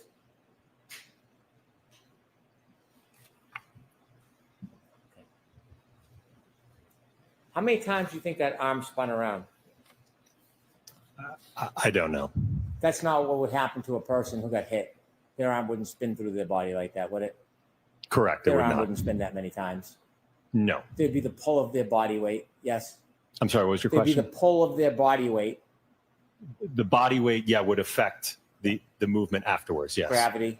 Yes. Yes. Yeah. And so there's a reason why you do this test at 15 miles per hour. Is there a photo related to this, to the damage to the taillight? There is a reason why at 15 miles per hour, the damage is much different than the other test at 17 miles per hour, isn't there? Correct. Right, because at 17 miles per hour, you have a dummy that is strapped by a harness in its pelvis. When it's hitting the arm, it's affecting it much differently than just a arm floating in air. Yes? No, I don't agree with that. The primary reason there's a difference in the damage is because of the amount of the arm that's outstretched and interacting with the taillights. There's a difference in those two tests. And so the body and the weight of the body, you're saying, has nothing to do with the amount of damage. Not in these tests, no. So when somebody gets hit, does the body weight have anything to do with the damage? Not just the area that gets hit. Does the body weight affect it at all? Not in terms of the impact, like the rest of the body. It's not going to matter if, for instance, only my hand, like in that last test we just saw, it was the hand and the wrist. How much my stomach weighs, my head weighs, is not going to affect the damage to that taillight and that interaction. And by the way, this test, you said 15 miles per hour. If you consider the 26%, you're only at 11.1 miles per hour. Is that the right math? Again, I don't agree with that, because if you look at the data and you integrate the acceleration data to get the speed, right, that we saw in those plots, the hand basically gets up to, I think it was 14 or 15 miles an hour. It reaches that common velocity of the vehicle. Let's go to test F. On test F, you placed the dummy more behind the vehicle, didn't you? Correct. And when you test it, you put it more behind the vehicle. This is more of a full impact than it is a clipping, isn't it? Certainly, yes. And when you put this dummy behind the car, this was not a legitimate crash test dummy. It was a different type of dummy, wasn't it? Yes, it's called a Rescue Randy. A Rescue Randy. And that is not typically the type of dummy that you're going to use for crash tests, is it?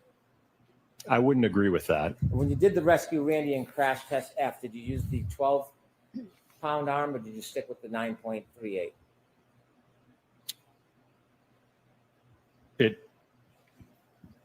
The hybrid arm wasn't attached to the Rescue Randy. And The hybrid arm was not. Is that what you said, or it was? it was not. No, not in the full impact test. Okay, so what was the weight of the arm on the Rescue Randy? I don't know specifically the weight of the arm. I know that the total mass of the Rescue Randy was 200 pounds. Isn't the weight of the arm important when you're talking about impact with the arm? I don't think relative to the rest of the mass of the body. So now the mass of the body counts, but before it didn't. Objection. Sustained enough. Okay. If we can see in test F, we have some photographs. Start with the first one, if you could widen that, please. Now, this is a direct hit. Correct. Is this simply a photo or a video? Could we go to the next one, please? So the Rescue Randy's placed much further in the car than the other type of test that would be more similar to a clip, yes? Correct. Next photo, please. Okay. And that is the result of the impact. Correct. Do you see the debris field? Yes. Is it near Rescue Randy? Some of it is, yes. Yeah, it's spread out a little bit, yes? That's fair, yes. But it's not right on his body. It's a distance from his body, yes? There may be some, I can't tell from this photo, there may be some around his body, but yes, there's also debris close to the Lexus as well. And could we, and this is the demonstration where you didn't turn on the videotape, so we don't have a videotape? Correct, we had the false start, yep. What's that? We had the false start. The false start. Is there another picture after this? Those clothes. Are there holes or tears in the clothes? Yes, there's damage that's consistent with road rash when clothing or a body makes contact with the pavement and is grinding into the pavement. Pavement's hard. Right? Yes. How about frozen ground, frozen dirt? Is that hard? Yeah. I suppose it can be. Well, do you have any doubt whether frozen ground in the Northeast in the winter is hard as a rock? I haven't done any analysis to assess that. And so seeing holes in those clothes is what you would expect after Randy hits that hard ground, right? Are you talking about frozen grass or paved? I'm talking about Randy right now. These holes in the clothes are what you would expect after Randy hits the hard ground, correct? Objection. I'm going to allow that. Is that what you'd expect? Your Honor, I need a motion. All right, jurors, feel free to stand up and stretch.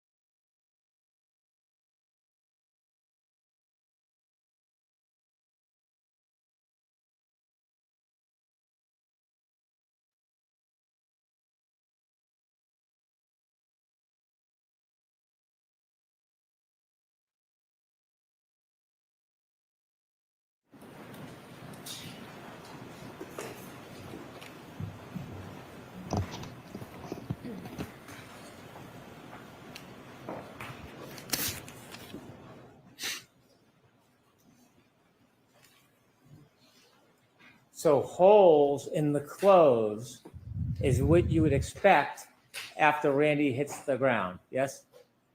If there is prolonged sliding contact with the asphalt, certainly you could expect to see tearing, large holes, material fraying, and even transfer of pavement material onto the clothing. You've done no studies on hard ground, like a front yard, have you? In terms of a pedestrian sliding on the grass, In clothing tears, yes. no, sir. And if you could go back one slide. You see the debris field is near but not on, Randy? Can you tell if there's any small pieces or microscopic pieces on or in Randy's clothes in the study? Did you look? No.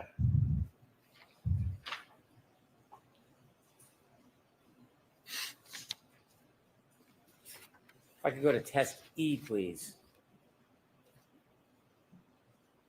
Test E, you cite as having a speed of 24 miles per hour, correct?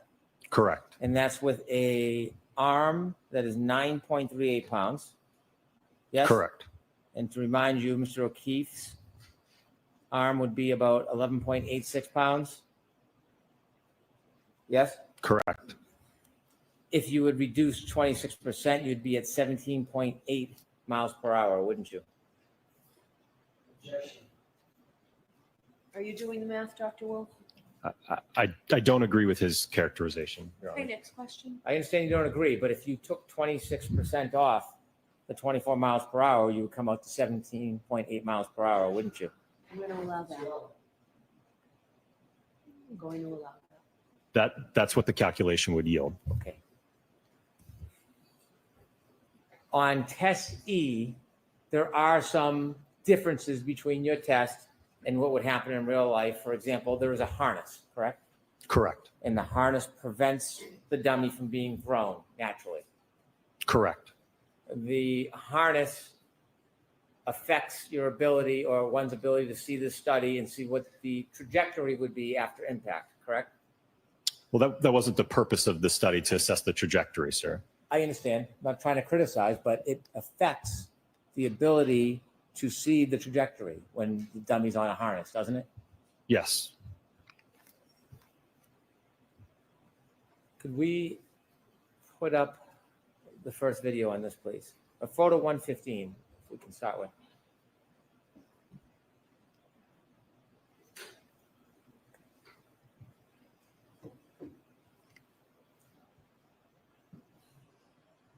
If you could stop it right there. And you can see the feet aren't as firmly planted on the ground as a person would be in most circumstances because of that harness, yes? Correct. And that affects gravity, doesn't it? Affects gravity? Well, when the car hits, the gravity, the weight of the dummy is less because it's held up by a harness, isn't it? Right. So gravity really is, again, is suspended at this point, just above the ground. The arm that's extended, is there a glass in that hand? No, there's not more weight in the hand. So there's no object in the hand in any of these tests? No, because ultimately what would happen is, because of the accelerometer being mounted on the palm of the hand, if you had a glass there, it would interfere with those measurements. I understand why you didn't do it, but would you say it's fair to say that if a glass was in the dummy's hand on these tests, it could affect or change the damage? Well, if you add another, I think that the drinking glass we utilized for the testing last year, I think was 0.7 pounds. So if you add another 0.7 or pound to the hand, that hand contacts the liftgate taillight, you certainly could see damage to that taillight, which we certainly didn't see on the subject vehicle. So weight does kind of matter, right? It can, yes. Not just 0.7 pounds, the 2.5 pounds can matter too. Weight matters. Yes. Because that's kind of what we were talking about for the last half hour. Weight matters in these tests, doesn't it? Correct, but you can't look at this in isolation, just between damage, and you can't separate it from the injuries, right? What's going to happen to the body in terms of the injuries in a 24-mile-an-hour impact. Does weight matter? In terms of the force, And so we see this dummy with the arm stretched out, correct? correct. Okay, can we bring this back?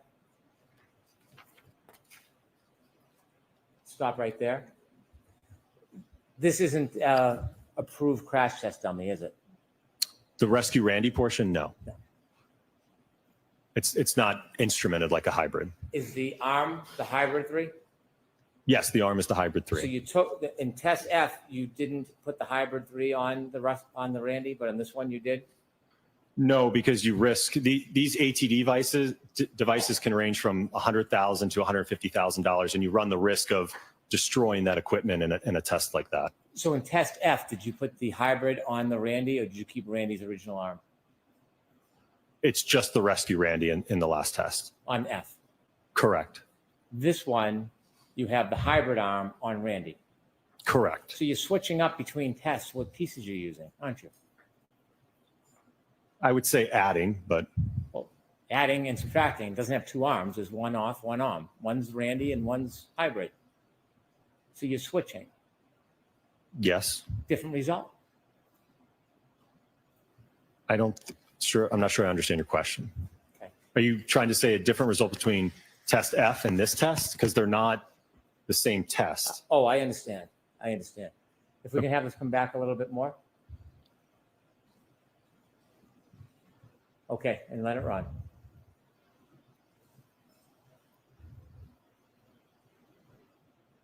Stop.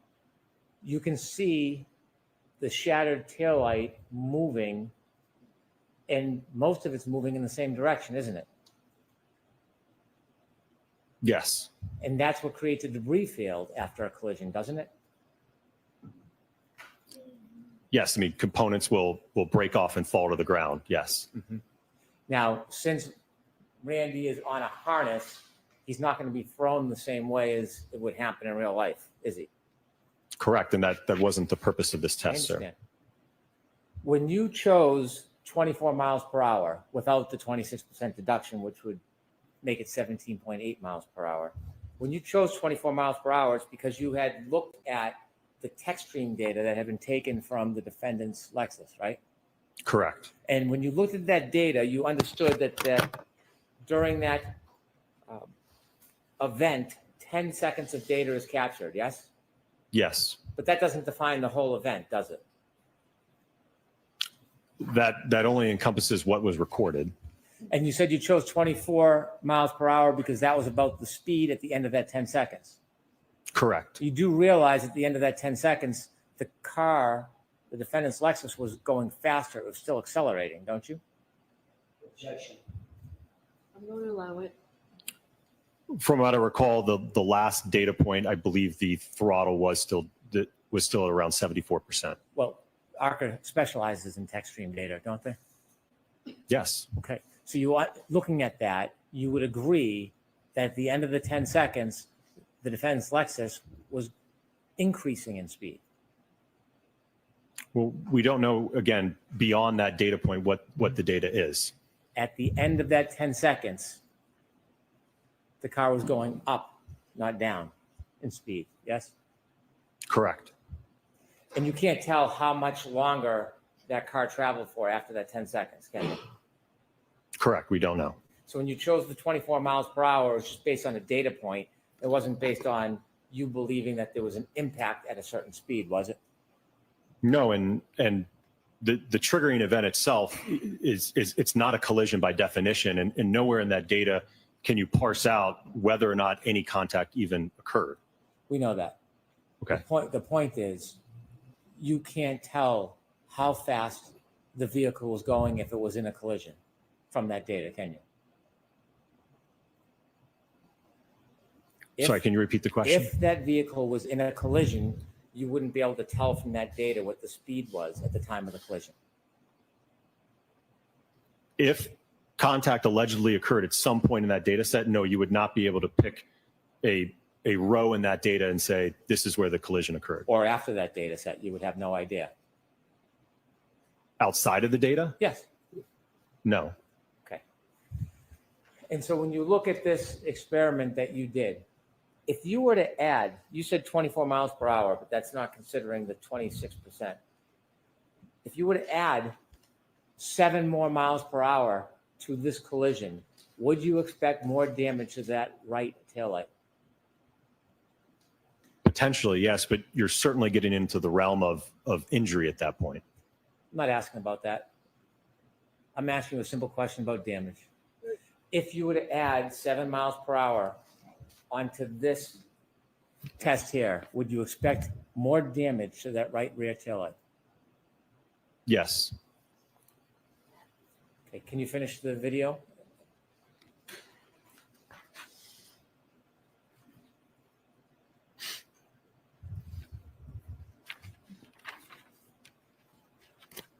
Now I want to ask you some questions. You can stop there. I want to ask you some questions. Can you bring it back to right before the collision, please? Speed changes the result of this, doesn't it? In terms of the impact speed? Yes, the impact speed can change the result of this, of the damage to the right rear taillight, can it? Correct. And the angle of the arm can change the damage to that right rear taillight, can't it? It can, yes.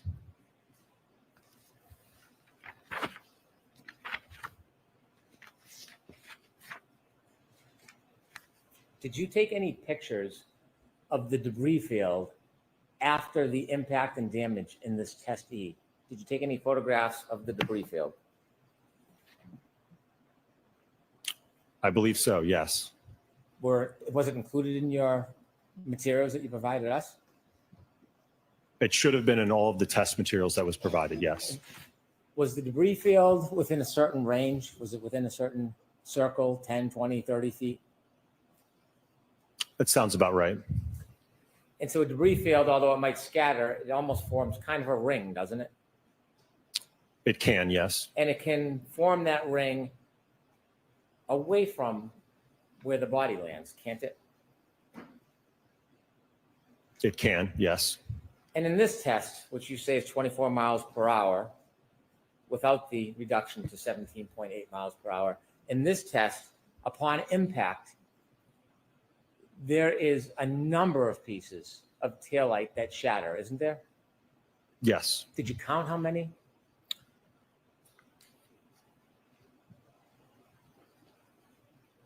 About 19 pieces. 19 pieces. Could you move forward just a little bit? And when they break and scatter, some of them go up, some go down. Stop, please. Yes? Correct, yes. Some of them come in contact with Randy's arm. Yes? Correct. Now, Randy being on a harness, it's not like real life when the Lexus goes by, could continue to push him with it, right? He can't go with the car or the Lexus because he's on a harness. Yes? Correct. He's not going to move from that position.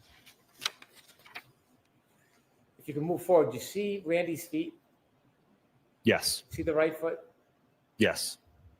It's twisting, right? Correct. Turning. Stop. Could you show the photo of the sneaker, please?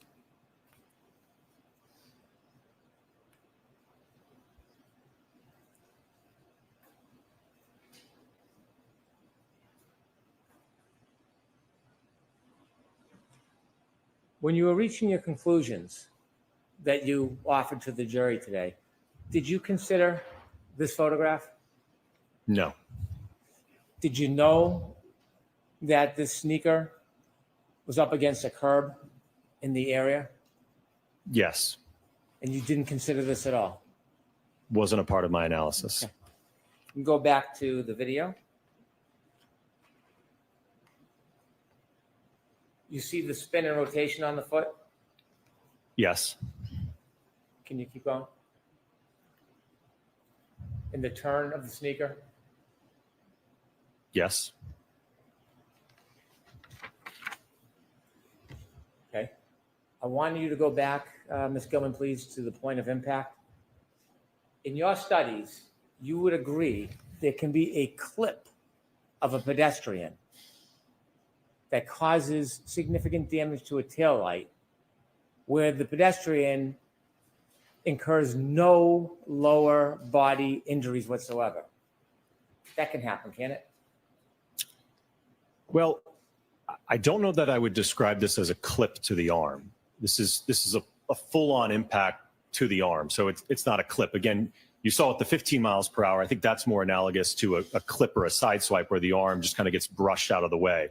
This, I would say, is a full-on impact to the arm. Okay. To use your words, in a full-on impact like this, a pedestrian could be involved in a full-on impact causing that amount of damage to the taillight that's reflected in this video, but suffer no lower body injuries. Isn't that fair to say? I don't address injuries, sir. Well, let's play it forward. Do we ever see Randy's knees hit the car? Hips, ribs?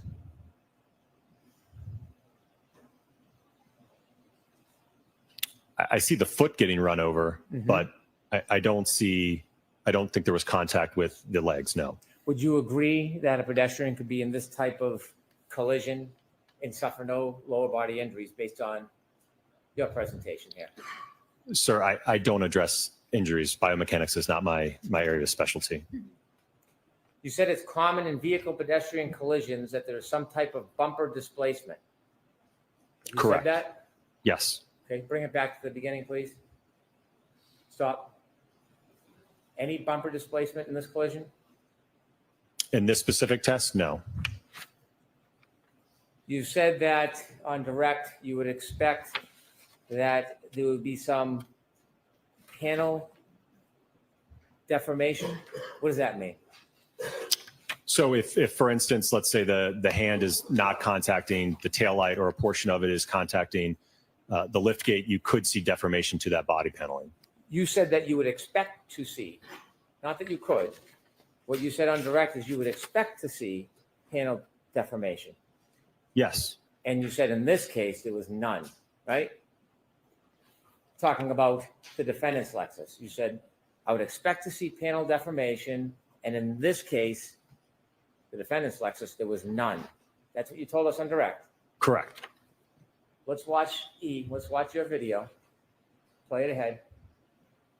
Is there any panel deformation? Stop. In this? No, sir. Okay. So when you said on direct examination relative to the defendant's Lexus, you would expect panel deformation, there was none. There are examples, one that you gave us yourself, where there is a collision causing this amount of damage to a taillight where there's no panel deformation, I'm going to allow it. right? If I recall, I think you're referring to my prior testimony in another proceeding where I had not conducted this testing yet. So ultimately, that's part of the reason why this testing was conducted, to evaluate that. In this case, the damage to the right rear taillight, there's no panel deformation there, is there? Correct. There is not. When somebody is wearing a hat and they're involved in a collision similar to this, can their hat fall off? Potentially. Did you look at photos? Is there a photo of the hat, Ms. Gilman?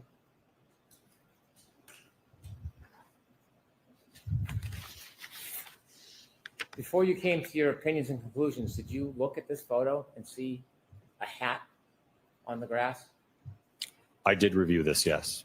And did you give any consideration when you did your tests to whether the hat would come off Randy or any crash test dummy when you hit it at that speed? No, that wasn't a part of my evaluation. Could I have photo 77, please?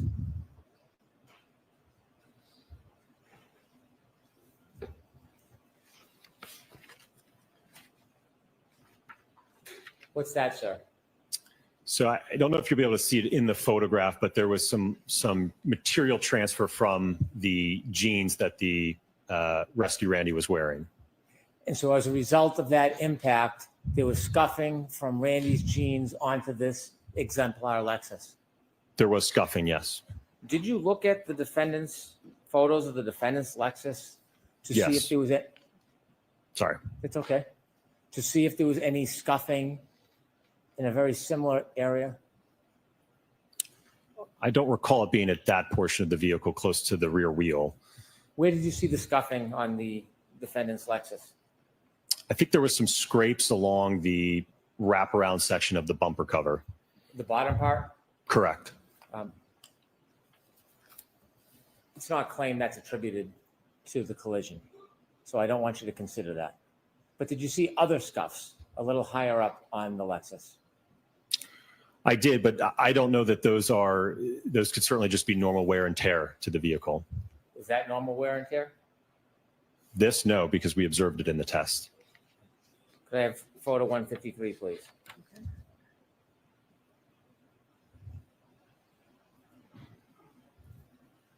Now, this is a photo without the hatchback up. This is just the lighting fixture, right? Correct. And could you close up in on that? And you would agree if you went 7 miles per hour faster, it would cause more damage to that, wouldn't it? Yes. When the taillight is shattered and it spreads through the air, does it have the potential to impale a person, for example, on their nose?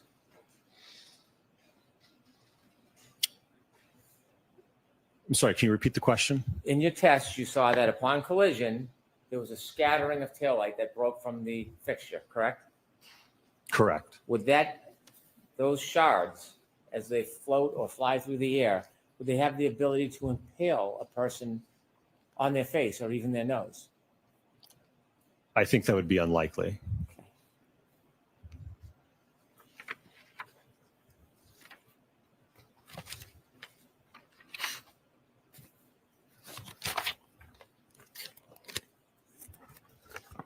And finally, we've discussed, you now would agree with me that weight does matter, doesn't it?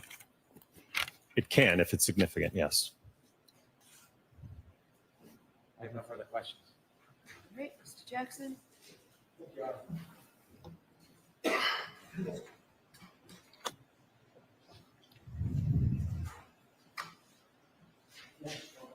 Yes.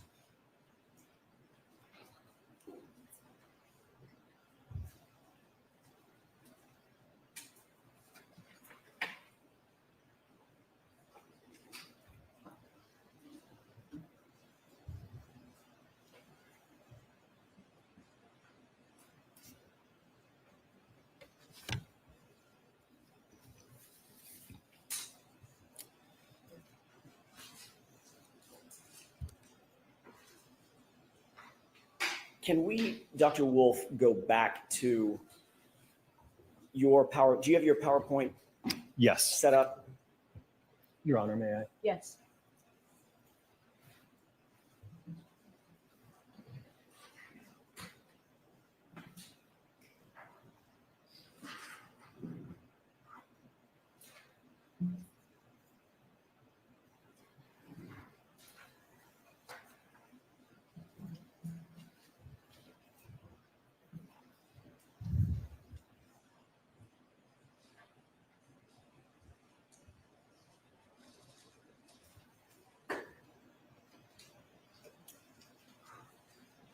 You have that ready? Yes. Can you go forward? And I don't have them memorized, so bear with me. Can you go forward to test E? And I'm going to ask you a couple of quick questions.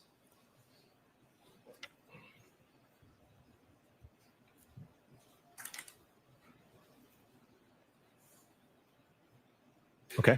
Okay, if you could scroll through, keep going. If you'd please to the next slide, the next. Can you, is this a video or is this a still photograph? It is a video. Is this at full speed or is this slow? This is full speed. Okay, can you go to the next slide? Okay, go back one.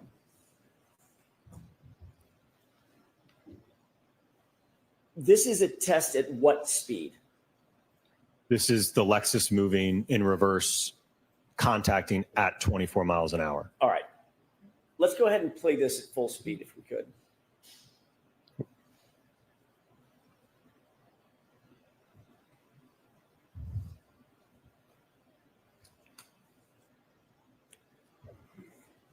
Dr. Wolf, that's awfully fast. Can you get to a point where you're moving frame by frame just at the point of contact?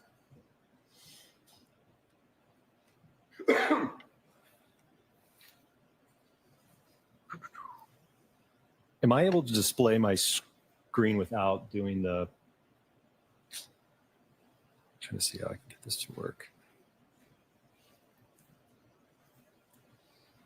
If you could just move forward frame by frame rather than. I don't know that I can in the.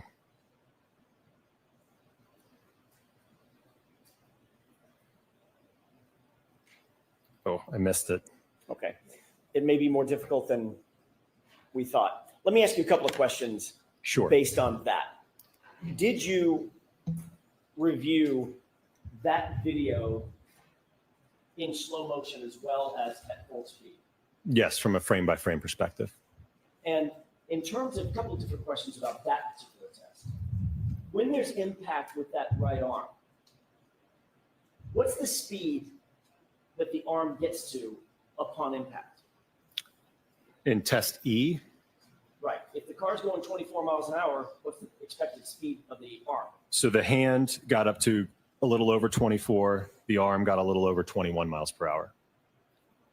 The debris that comes off of the taillight, the fragments, what speed would they be going at the point of impact when they crack and are released from the taillight? At the impact speed or less. In order to penetrate the sweatshirt and cut the arm across, would the shards have to be going faster or slower than the arm? They would have to be going faster. If they're moving at a common velocity with the arm relative to it, they would somehow have to accelerate with more speed to catch up and go beyond the arm, essentially. Is that physically possible? No.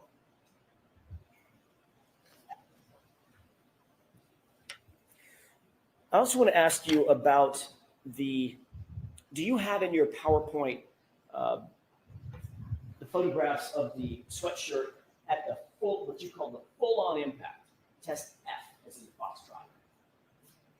I don't have any of those in the PowerPoint. Okay.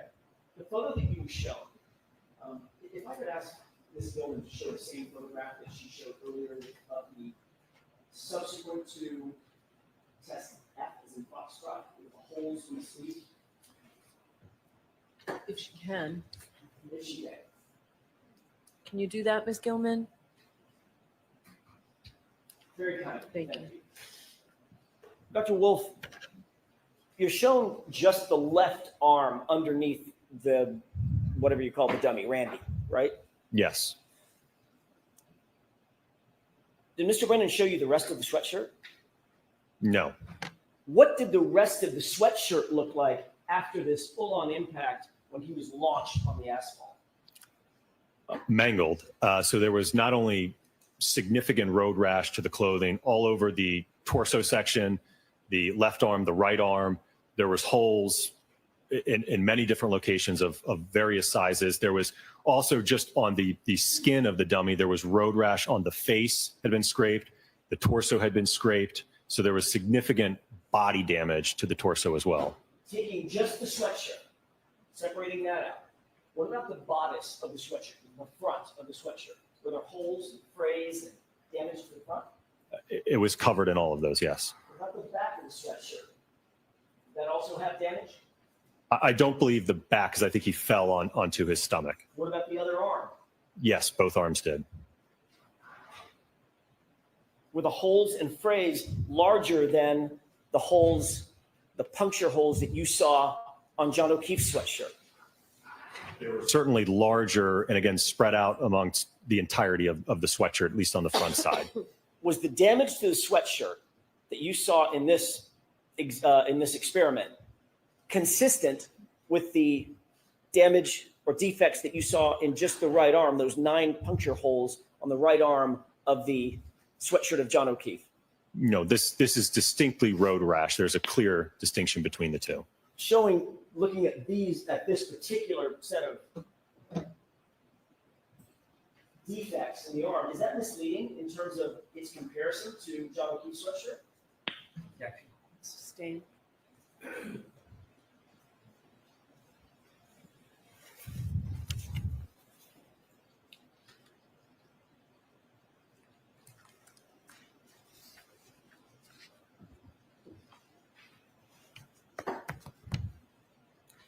Your Honor, I'm going to ask to approach very briefly on an issue we discussed earlier.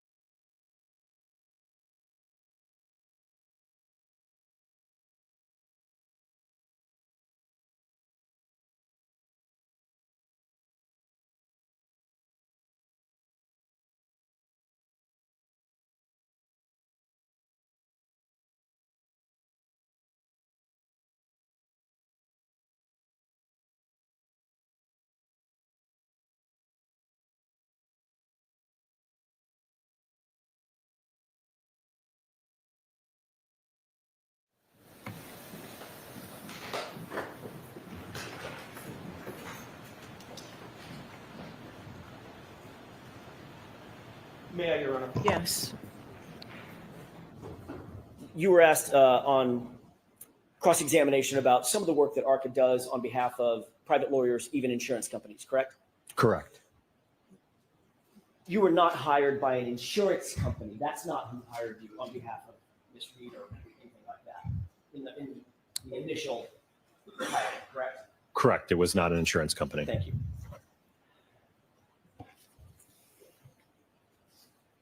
A couple of more questions, if it's okay with the court, Your Honor, before we break. Okay. Thank you.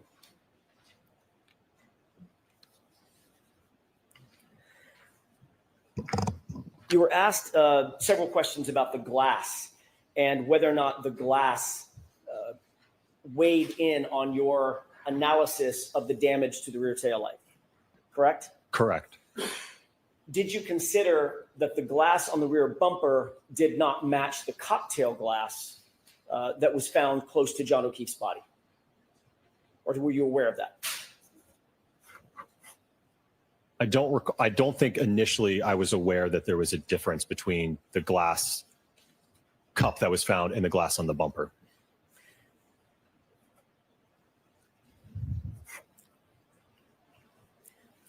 You were asked a lot of questions about the difference in the weight of the arm, and I'm going by memory, 11.8 pounds statistically as it relates to Mr. O'Keefe versus 9.4 pounds, if I got that right?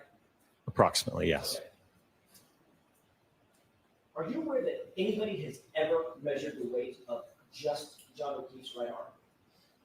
I'm not aware of that, no. When you were asked questions about whether or not his arm weighed 11.8 pounds, are you aware of anybody ever weighing just his arm? No. What is that based on? 11.8, where'd that come from? I don't know. Mr. Brennan mentioned the word statistic. Based on the statistics, his arm would weigh that much. Height, weight, etc. Correct. Does the statistic determine the actual weight of an arm? No, not conclusive of what Mr. O'Keefe's arm weighed. No. As you sit here, do you know whether his arm, John O'Keefe's right arm, is weighed by itself accurately? Because pounds and apparently half pounds matter. If it weighed 11.8 pounds, or if it weighed 9.4 pounds, do you know? I don't know. No. Do you believe that your testing, the totality of your testing, was dependent upon those 2.5 pounds based on the weight of the hybrid 3, or at least the arm of hybrid 3, and the statistic of 11.8 pounds? Sustained.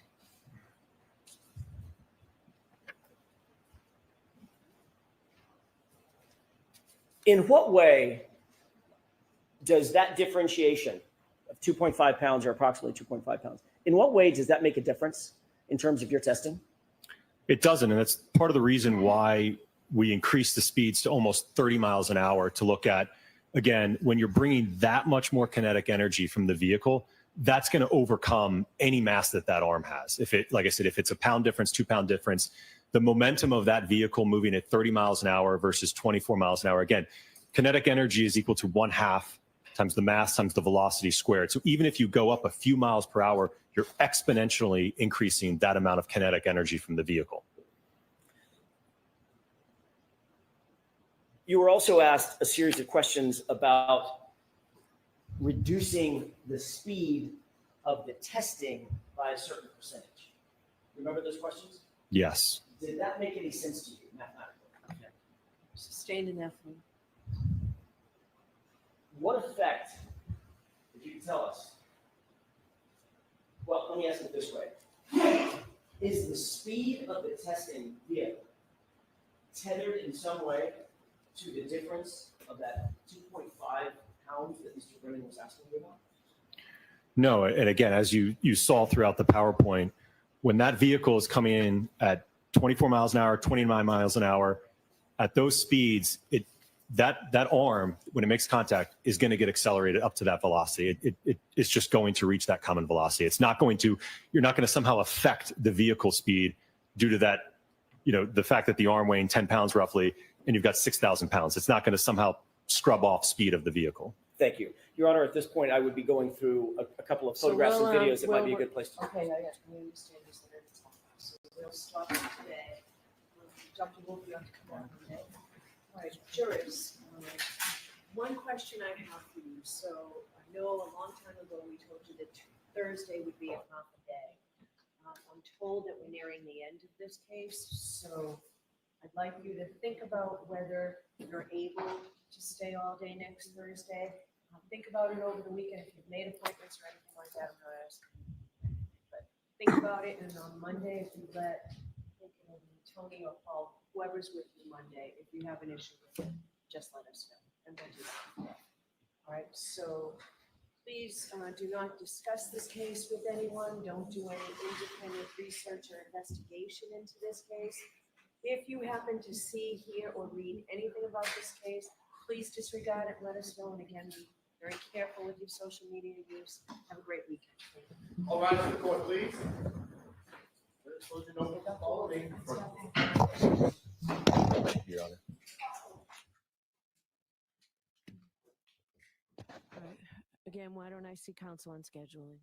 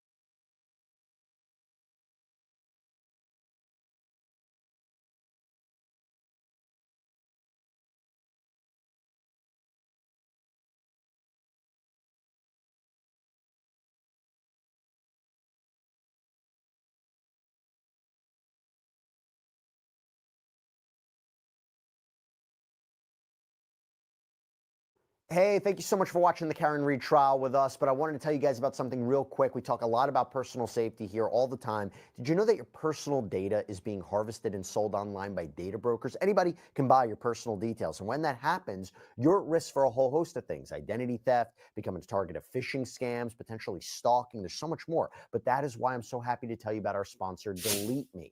So Delete Me helps keep your personal information private. They found 35 data brokers with my personal information. They removed my data from a total of 54 listings. Doing that myself would have taken a full 8-hour workday, but that's why it's great to have Delete Me. And they will keep monitoring the sites for you so your information doesn't find its way back on there after the first removal. Using Delete Me has given me peace of mind about my family too, because if someone buys your data via data broker, they can see information about your relatives too. So right now, you can get 20% off of Delete Me and protect your personal data when you go to joindeleteme.com/LCLive and use promo code LCLive at checkout.